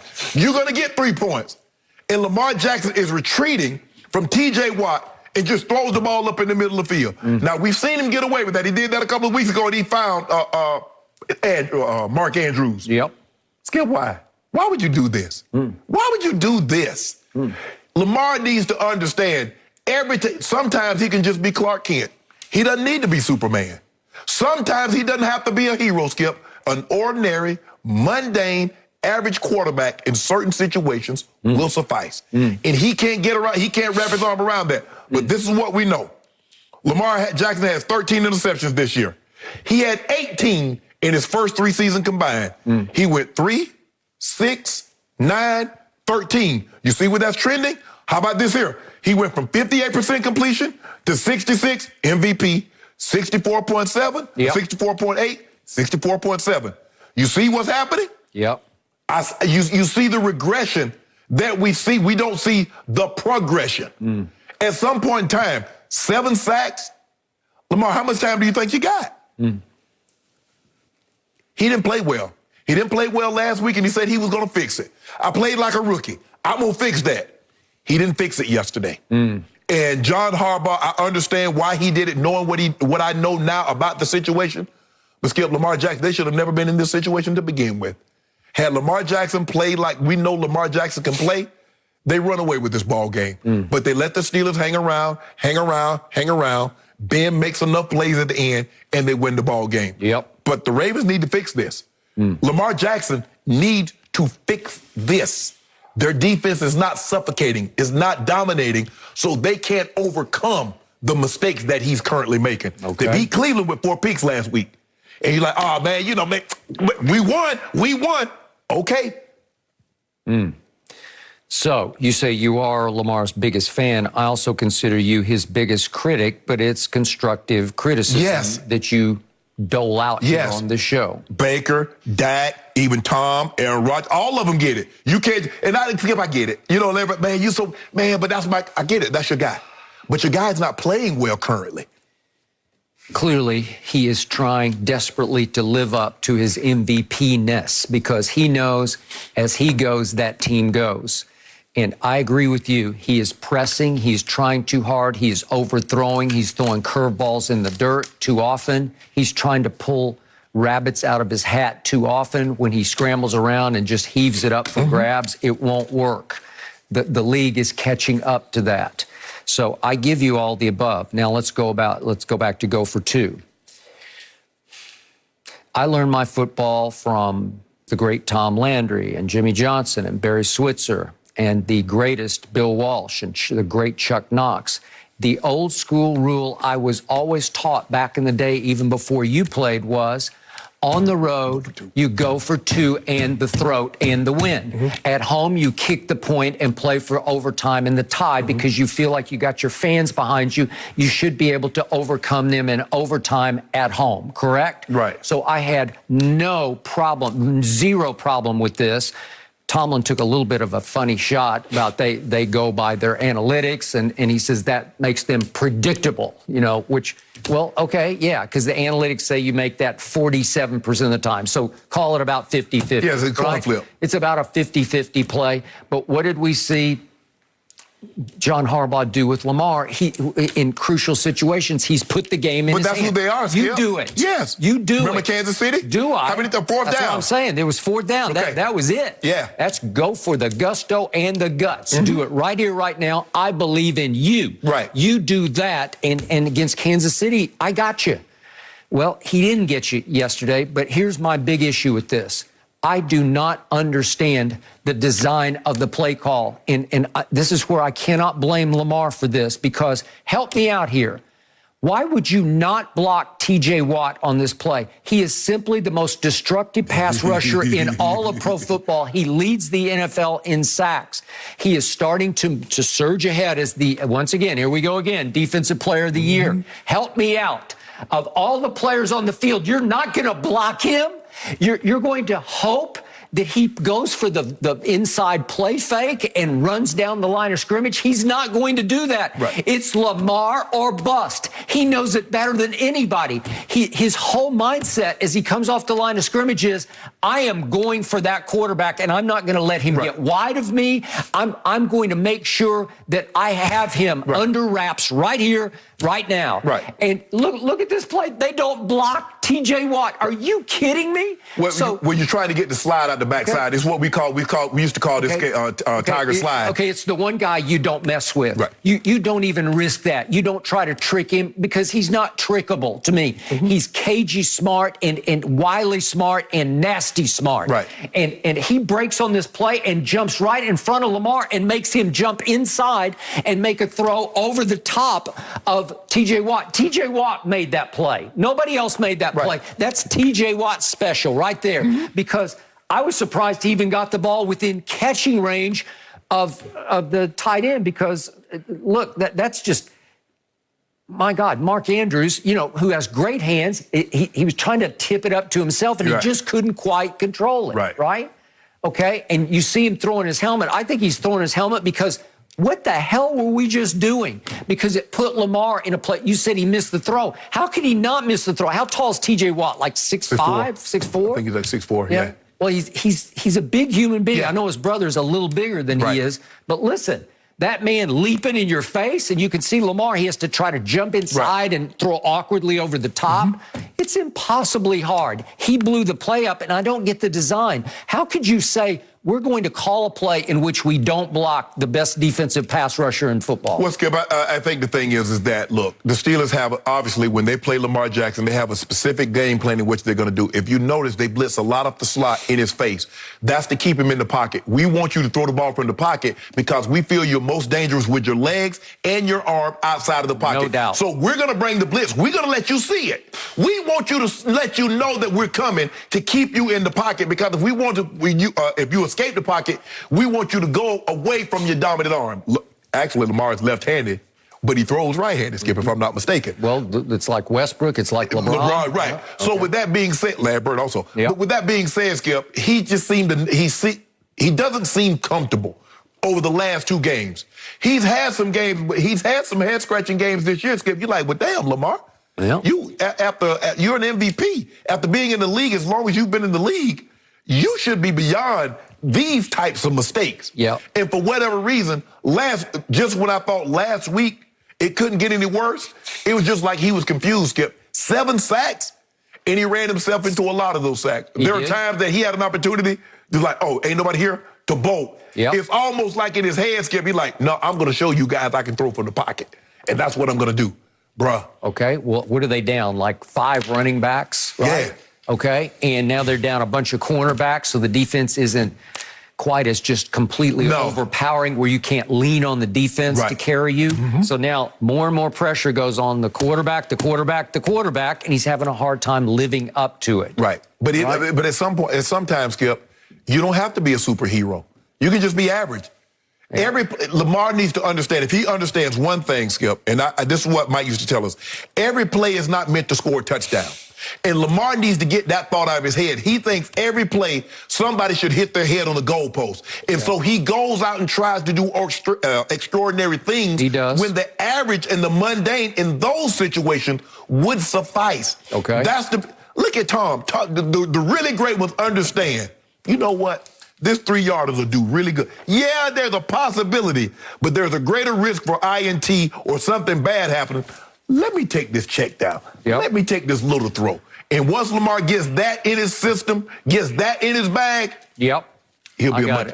Last thought on the other quarterback on the field yesterday. You've said many times, Big Ben is completely washed. He is. He's going home. There have been stories saying this is his swan song, last hurrah. And it should be. He was really good in the second half yesterday against an arch rival. You say it's the greatest rivalry in pro football.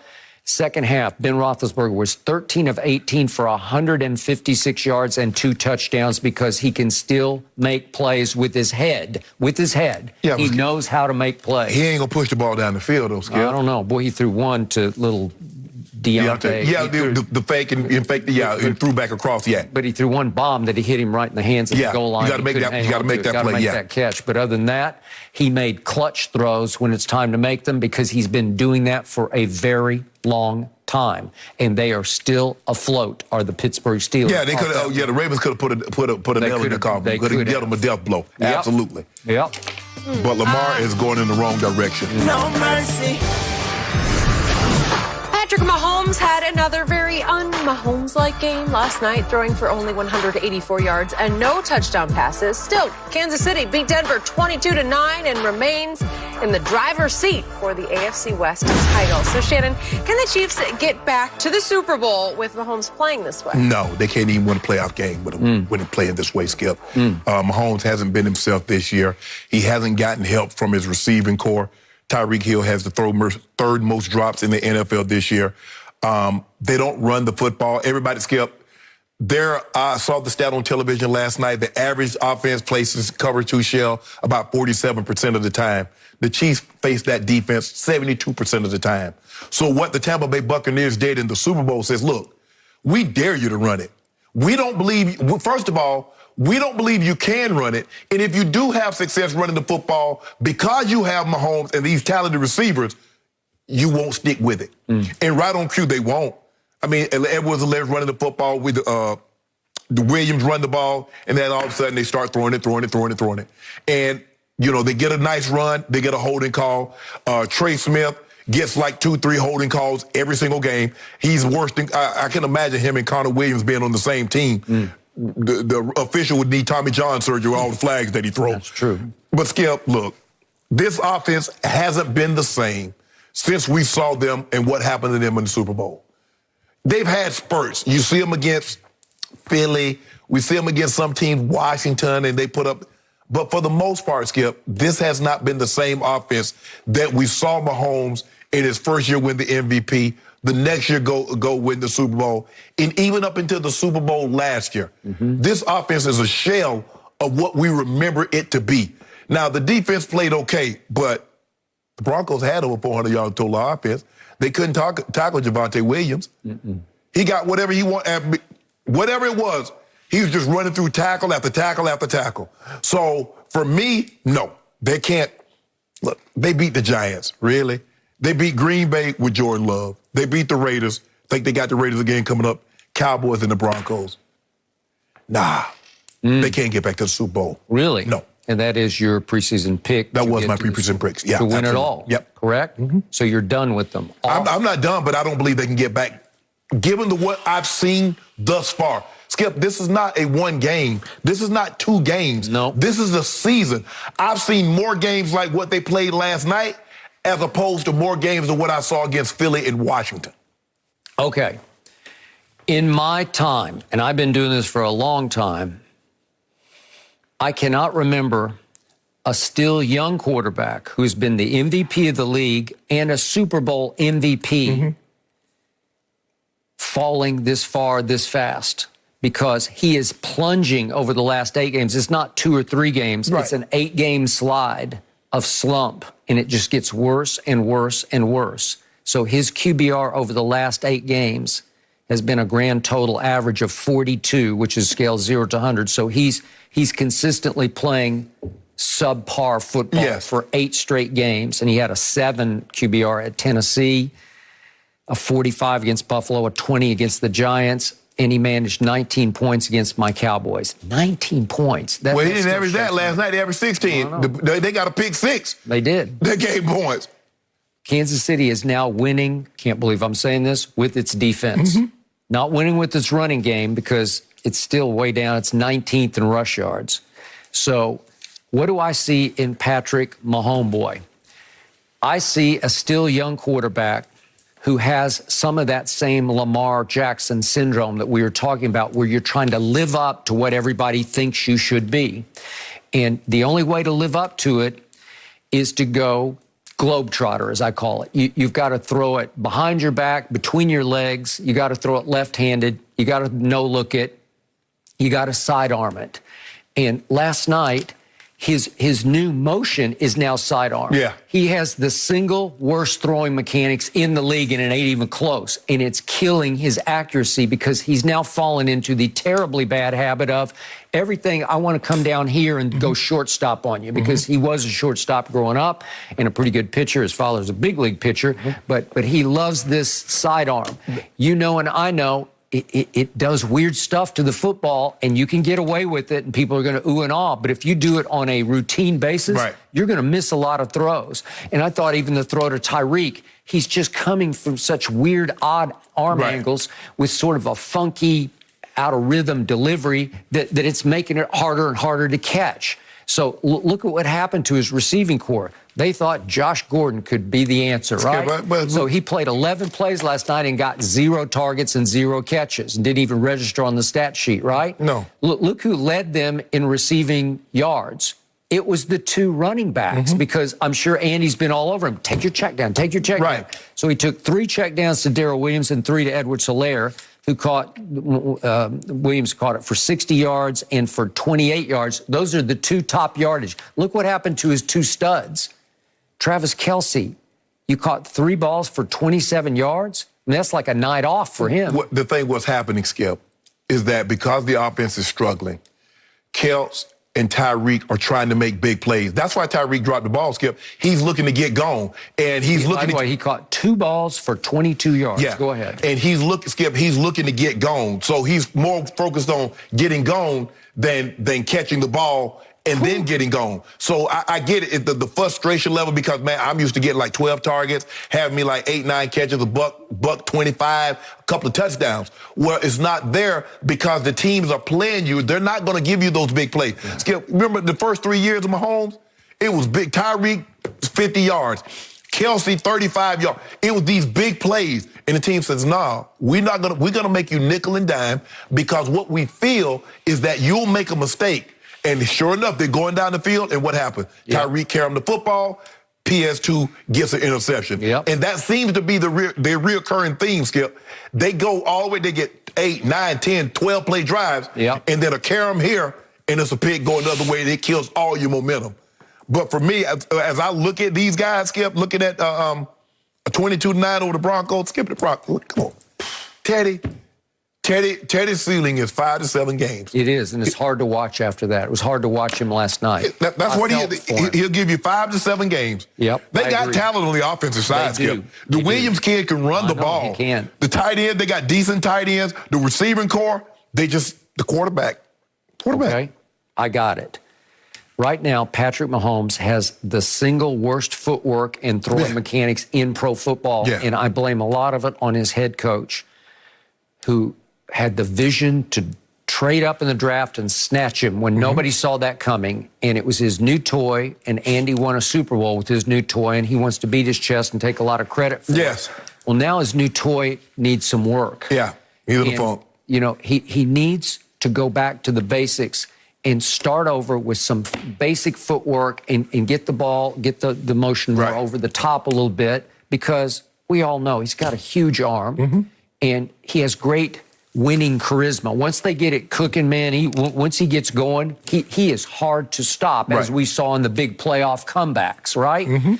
But he got away with near murder a lot of times. The throw that he got mad at me about in the Super Bowl, the bomb to Tyreek, where he just threw it up for grabs, and Tyreek had to run back and fair catch it, right? Well, he got away with it like magic, and you're like, it works for me. I'll just keep doing this.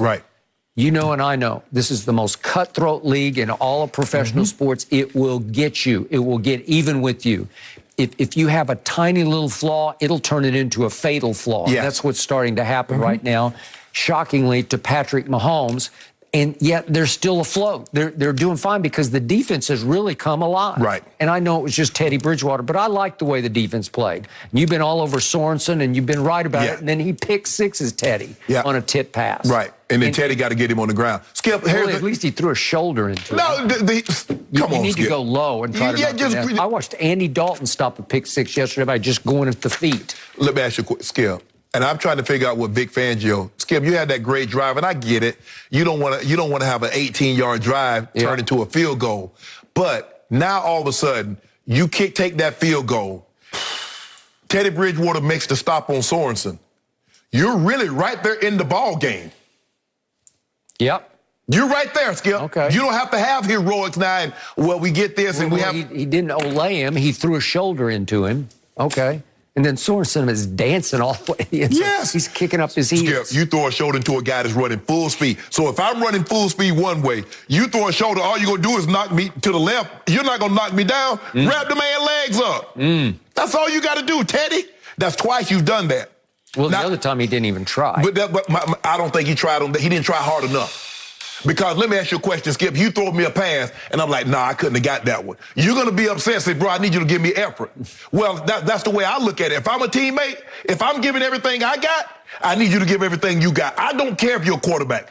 I'm not saying you need to be Ray Lewis form tackling. A lot of quarterbacks won't even try. Nah, you that close? I'm going to need effort. Skip, I'm not saying run from one side to the other. I'm not saying he got to do a DK Metcalf and chase the guy down. But at least give me effort, because we all out here. I'm trying too, bro. Okay, but I don't think Tom Brady's going to give you any effort on that. I think if that guy runs that close to Tom Brady, Tom Brady going to try. Maybe. He might go low on him. Tom ain't going to go out of his way. Skip, I can see if the guy's over there to the wall. I got it. I'm saying, okay, fine, that's a quarterback. Skip, the guy ran right past him. Darius Slay ran right past him. He moved out of the way. He did. Sorensen, he could touch him. Trip him. Stick your leg out there and trip him. I think it irked you more. It was Sorensen, right? No. Hey, I'm just happy to find he made a play for one team. Yeah, he made a play against my team, but he finally made a play. Of all the teams he make a play against, he make a play against my former team. Yeah, it has to happen that way, right? No mercy. Saturday, it's a big college hoops doubleheader on Fox. First, UCLA faces Marquette at 2:30 Eastern. Then at 5, Arizona takes on Illinois. You can catch it all on Fox and the Fox Sports app. But first, we got some college football to discuss. The college football playoff semifinals are now set with Fox Bet Sportsbook listing number 1, Alabama, is 14-point favorites against number 4, Cincinnati, while number 3, Georgia, is a 7.5-point favorite over number 2. Michigan. Shannon, are we looking at a Bama-Georgia rematch in the final, and will it have the same outcome? I don't think we are, Skip. Obviously, I think Alabama is the best because they have the best quarterback of the 4 teams, and it's not close.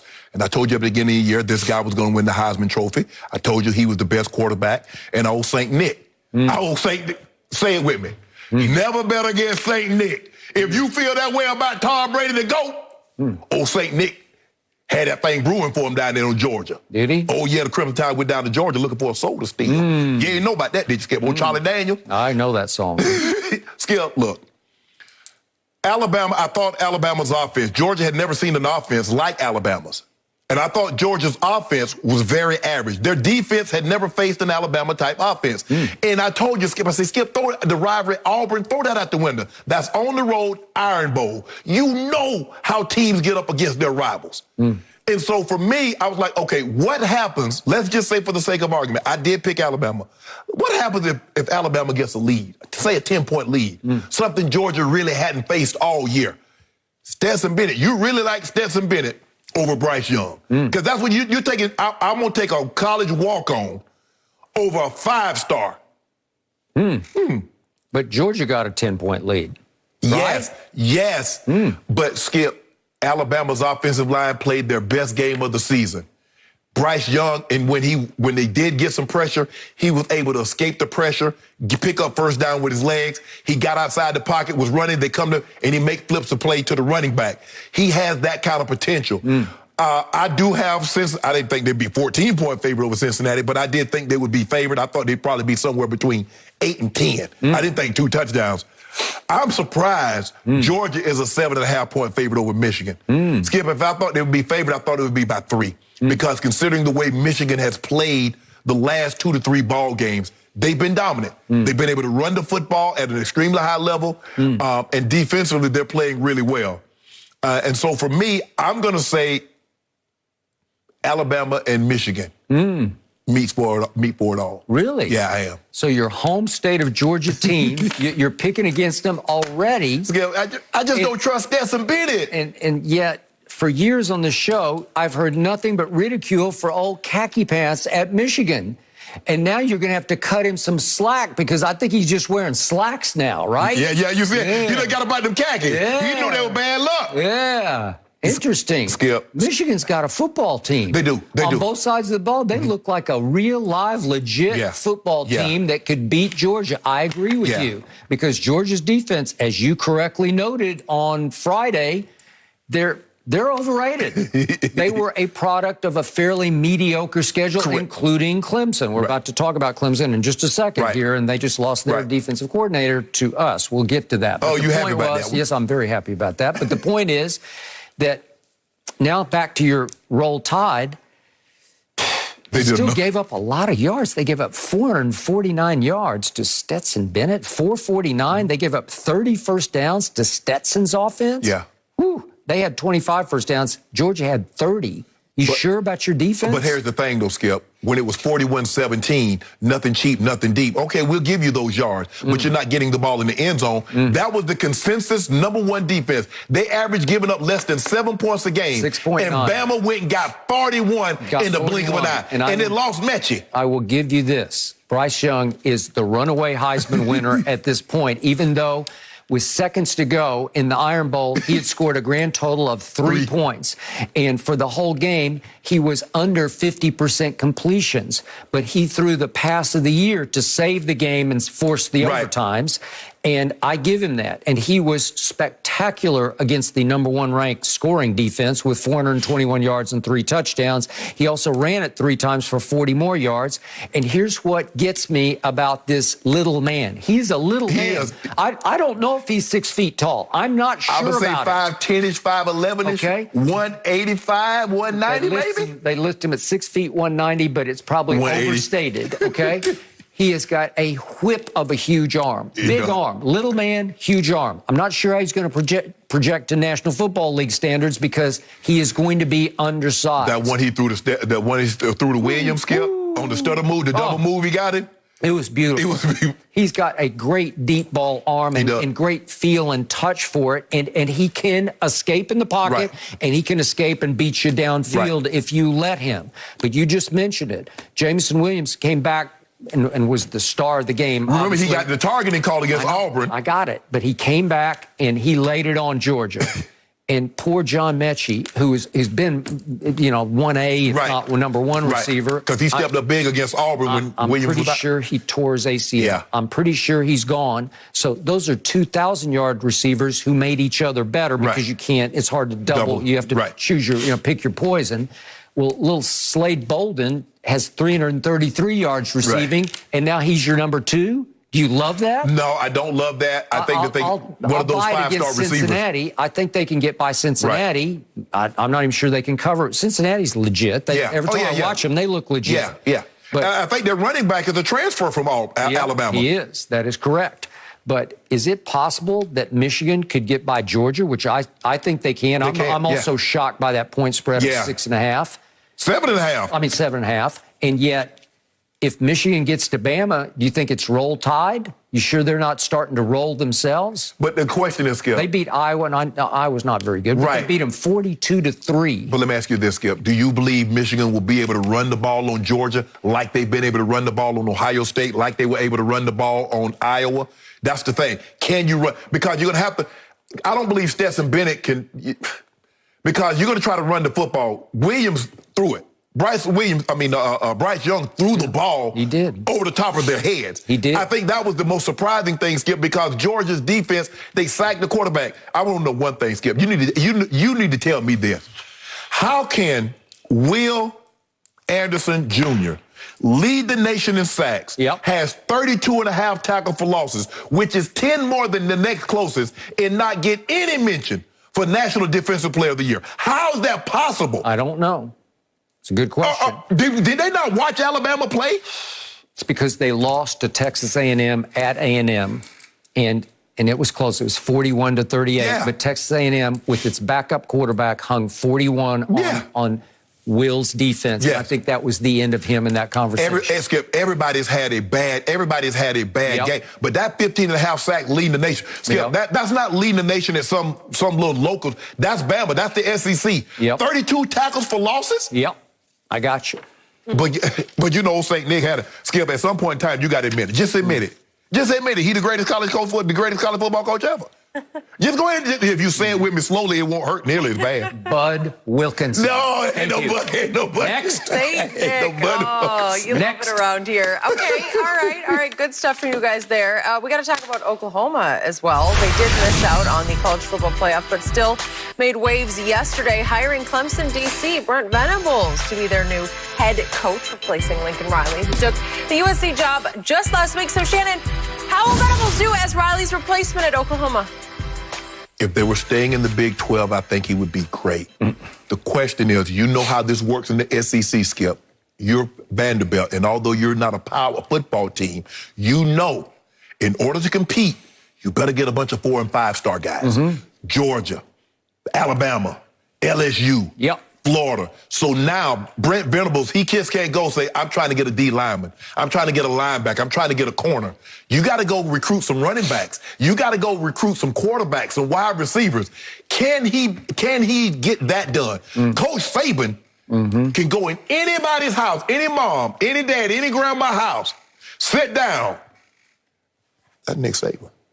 That Coach Saban. Okay. You see all the NFL players? You see the wide receivers? You see the runner quarterbacks that he's putting in the NFL? We know defensive players go. Look at that. That's the question that I have. Skip, I don't question his defensive prowess. He was on Oklahoma staff for over a decade, if I'm not mistaken, Skip. 13 years. He knows the type of players that he needs for his system. The question is, can he go get offensive talent to compete in the SEC? Because it's a whole different ball game in that conference as opposed to the Big 12, as opposed to the ACC also. This is a different animal down there, Skip. And this is a different animal that we just signed away from Clemson.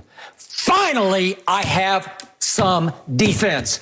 I will have the most legit defense I've had since Brian Bosworth, since going back to the Selman brothers.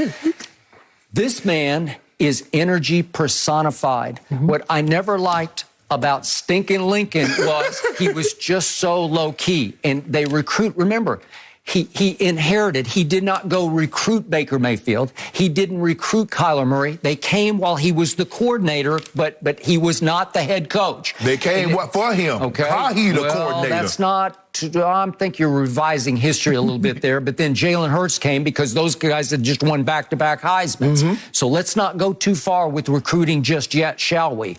But Brent Venables is full of energy and passion and fire in ways I've never seen a coach have energy, passion, and fire, and it will translate into recruiting. He is the best defensive coordinator in college football, and I don't think it's even close, unless you want to say St. Nick is the defensive coordinator. He does coach the DBs. But Brent Venables, year after year after year, made that Clemson program they was legit. And he was the primary point person on recruiting defensive players. I will give you that. But he brought Jeff Levy. I think he's going to bring him along from Lane Kiffin's staff, who originally was a big stud offensive lineman at the University of Oklahoma, and he's done some you wanted Lane Kiffin, though. Tell the truth. You wanted on Lane. Okay, but I am really happy with Brent Venables because I wasn't sure if they wanted to go in a big name direction or a solid direction. This is a home run, solid hire because he will bring defense to a program that under Lincoln Riley, who's obviously very good at offense. We kept having very good offenses and zero defense.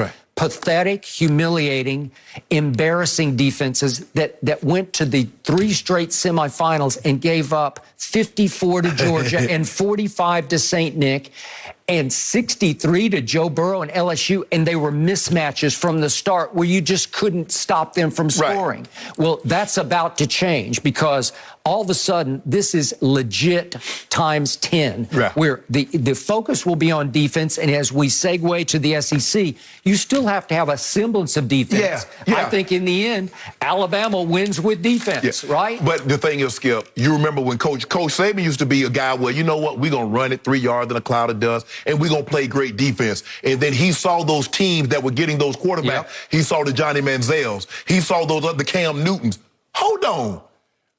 Everybody's speeding up the tempo. Well, I better get me some of them. So he goes out and get him a tour. Okay. He goes to California. He goes all the way to Hawaii. It took a long time for that to start happening. Exactly. Right? So that's what you're going to have to do. You're going to have that's the question I have. It's all about recruiting. I know what he can do defensively. Brent Venables' defensive prowess is unquestionable. It's beyond reproach. Okay. So if we keep Caleb Williams. I don't know. Well, we'll see about that. I haven't heard anything yet because I'm not sure he's going to go to USC because that Malachi Nelson Everybody else decided going. to Everybody else going. Well, how many quarterbacks can you have there? Enough.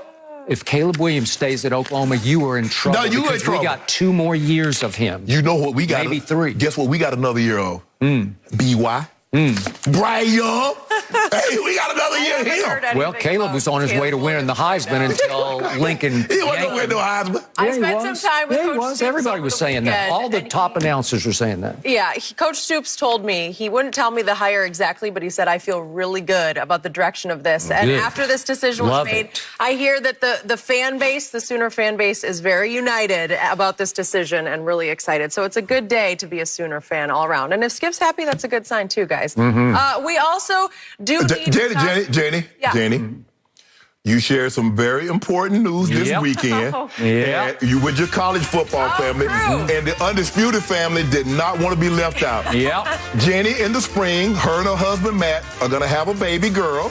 Yes. And from the bottom of our hearts, Jenny, hair and makeup, wardrobe, security, us at FS1, we got you something. Oh, my gosh. I think, now we want her to make a decision.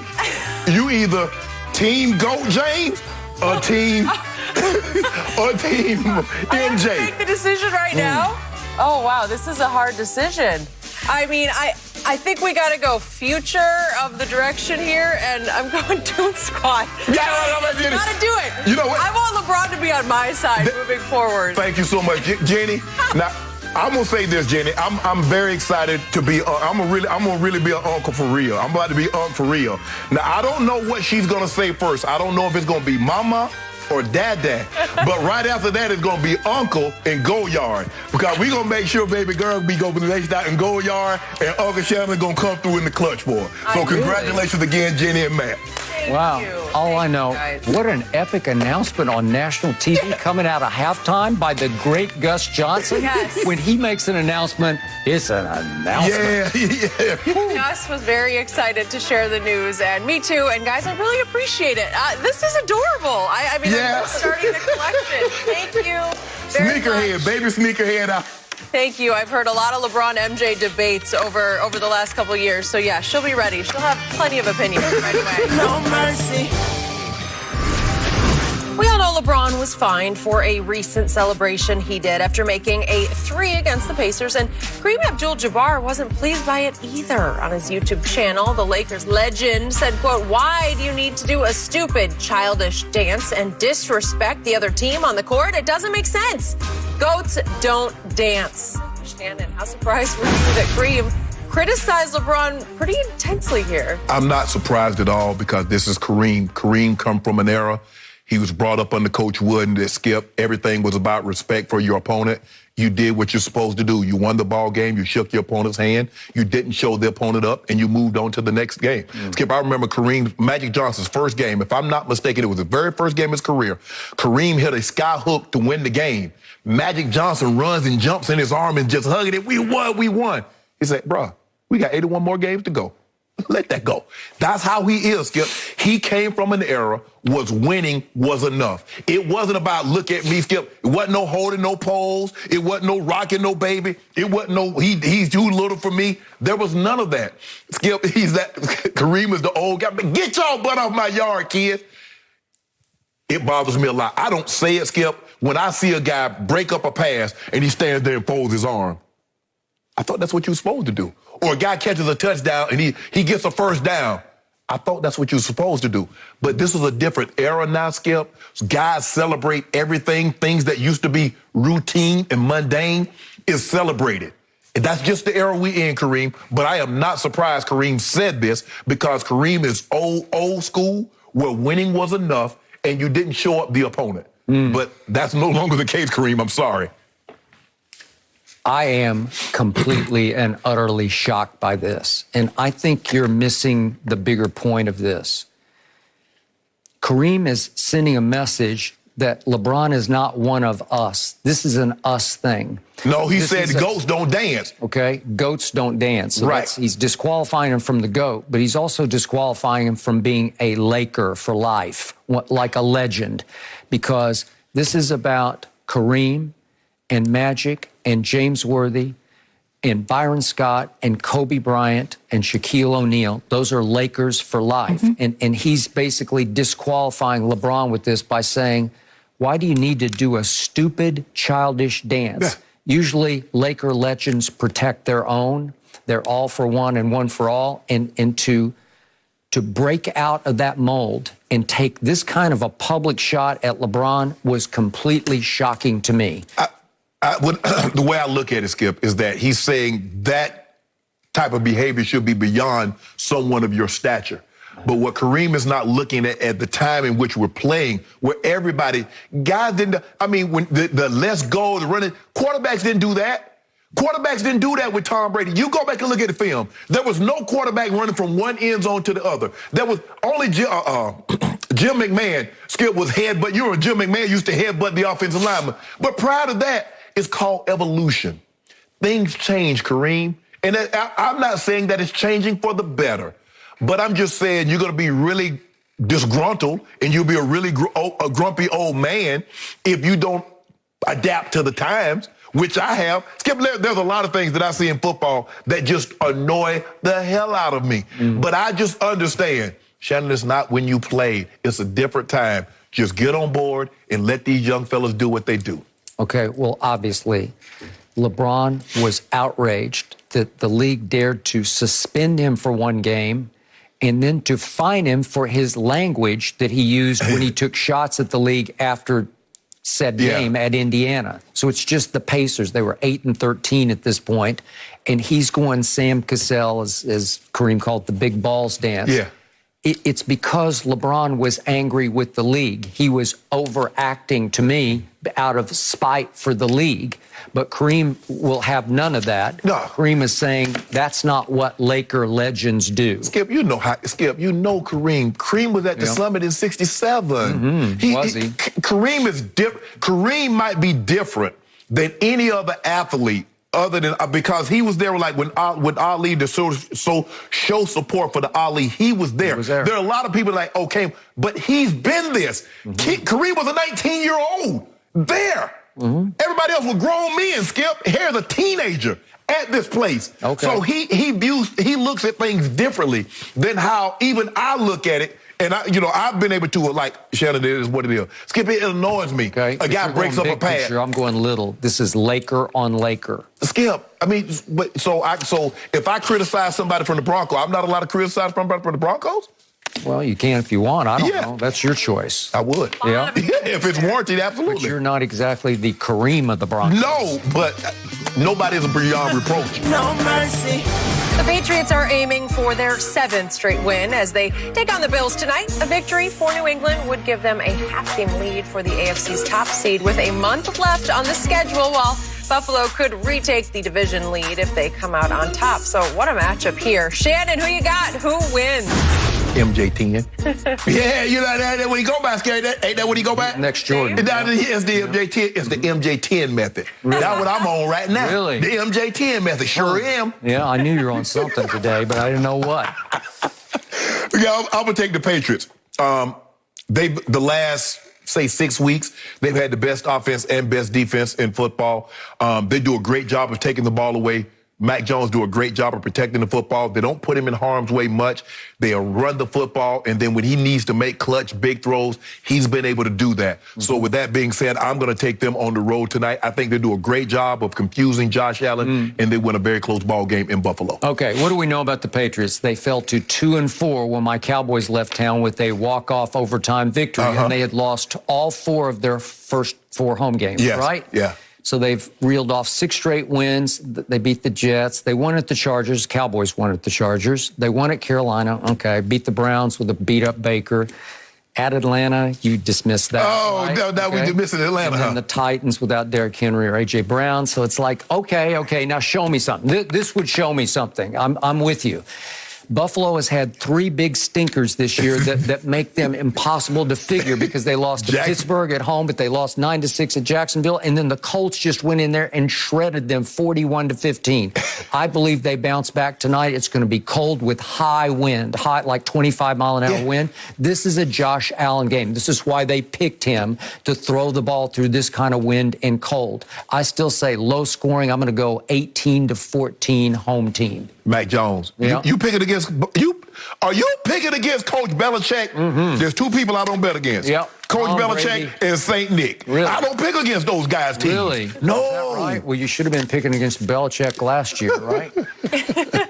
Way to go. Well, he got all his guys back. He got all his guys in there now. We'll be all over this one tomorrow. I'm looking forward to it already. But is OBJ being you saw that. utilized? You saw what he did. Rams so far. I didn't. What he did against which team? That's next. No mercy. Odell Beckham Jr. made an impact in the Rams' 37-7 win over the Jaguars yesterday. He caught 2 balls, including a late touchdown, but his 5 targets were less than Cooper Kupp and Jefferson and Tyler Higbee had on the day. So, Shannon, are you surprised he wasn't a bigger part of the offense? No. It's just hard because Sean McVay's offense is not predicated on throwing the ball outside the numbers. And Odell is not going to get the 10 targets that Cooper Kupp gets. So, but I thought he did well with the amount of targets that he got. He got a big catch, and he got a touchdown catch. So that's back-to-back weeks. He did well? Yep, he did well. This was against Jacksonville at home, and he had only the 4th most targets on the team. He caught 2 for 28 yards, including a late touchdown that made it 37-7 in garbage time. Kind of like Tom Brady. He did well. He did well. You're kidding me. I thought he was Robert Woods. No. Nobody said that. Nobody said that was Robert Woods because Odell plays outside the numbers, and Sean McVay's offense is based on inside the numbers. Oh, but then he's a bad fit. No, he's not a bad. They'll find ways. Did he catch a touchdown? Well, did they find ways against Jacksonville? Yeah. I think 2 he catches caught for 10 balls. No. Well, Only Cooper Kupp. Only Cooper Kupp's going to get 10. Tonight, Skip Shannon, we will be all over tomorrow. The Herd is on next. Come on, enjoy. Have a good one.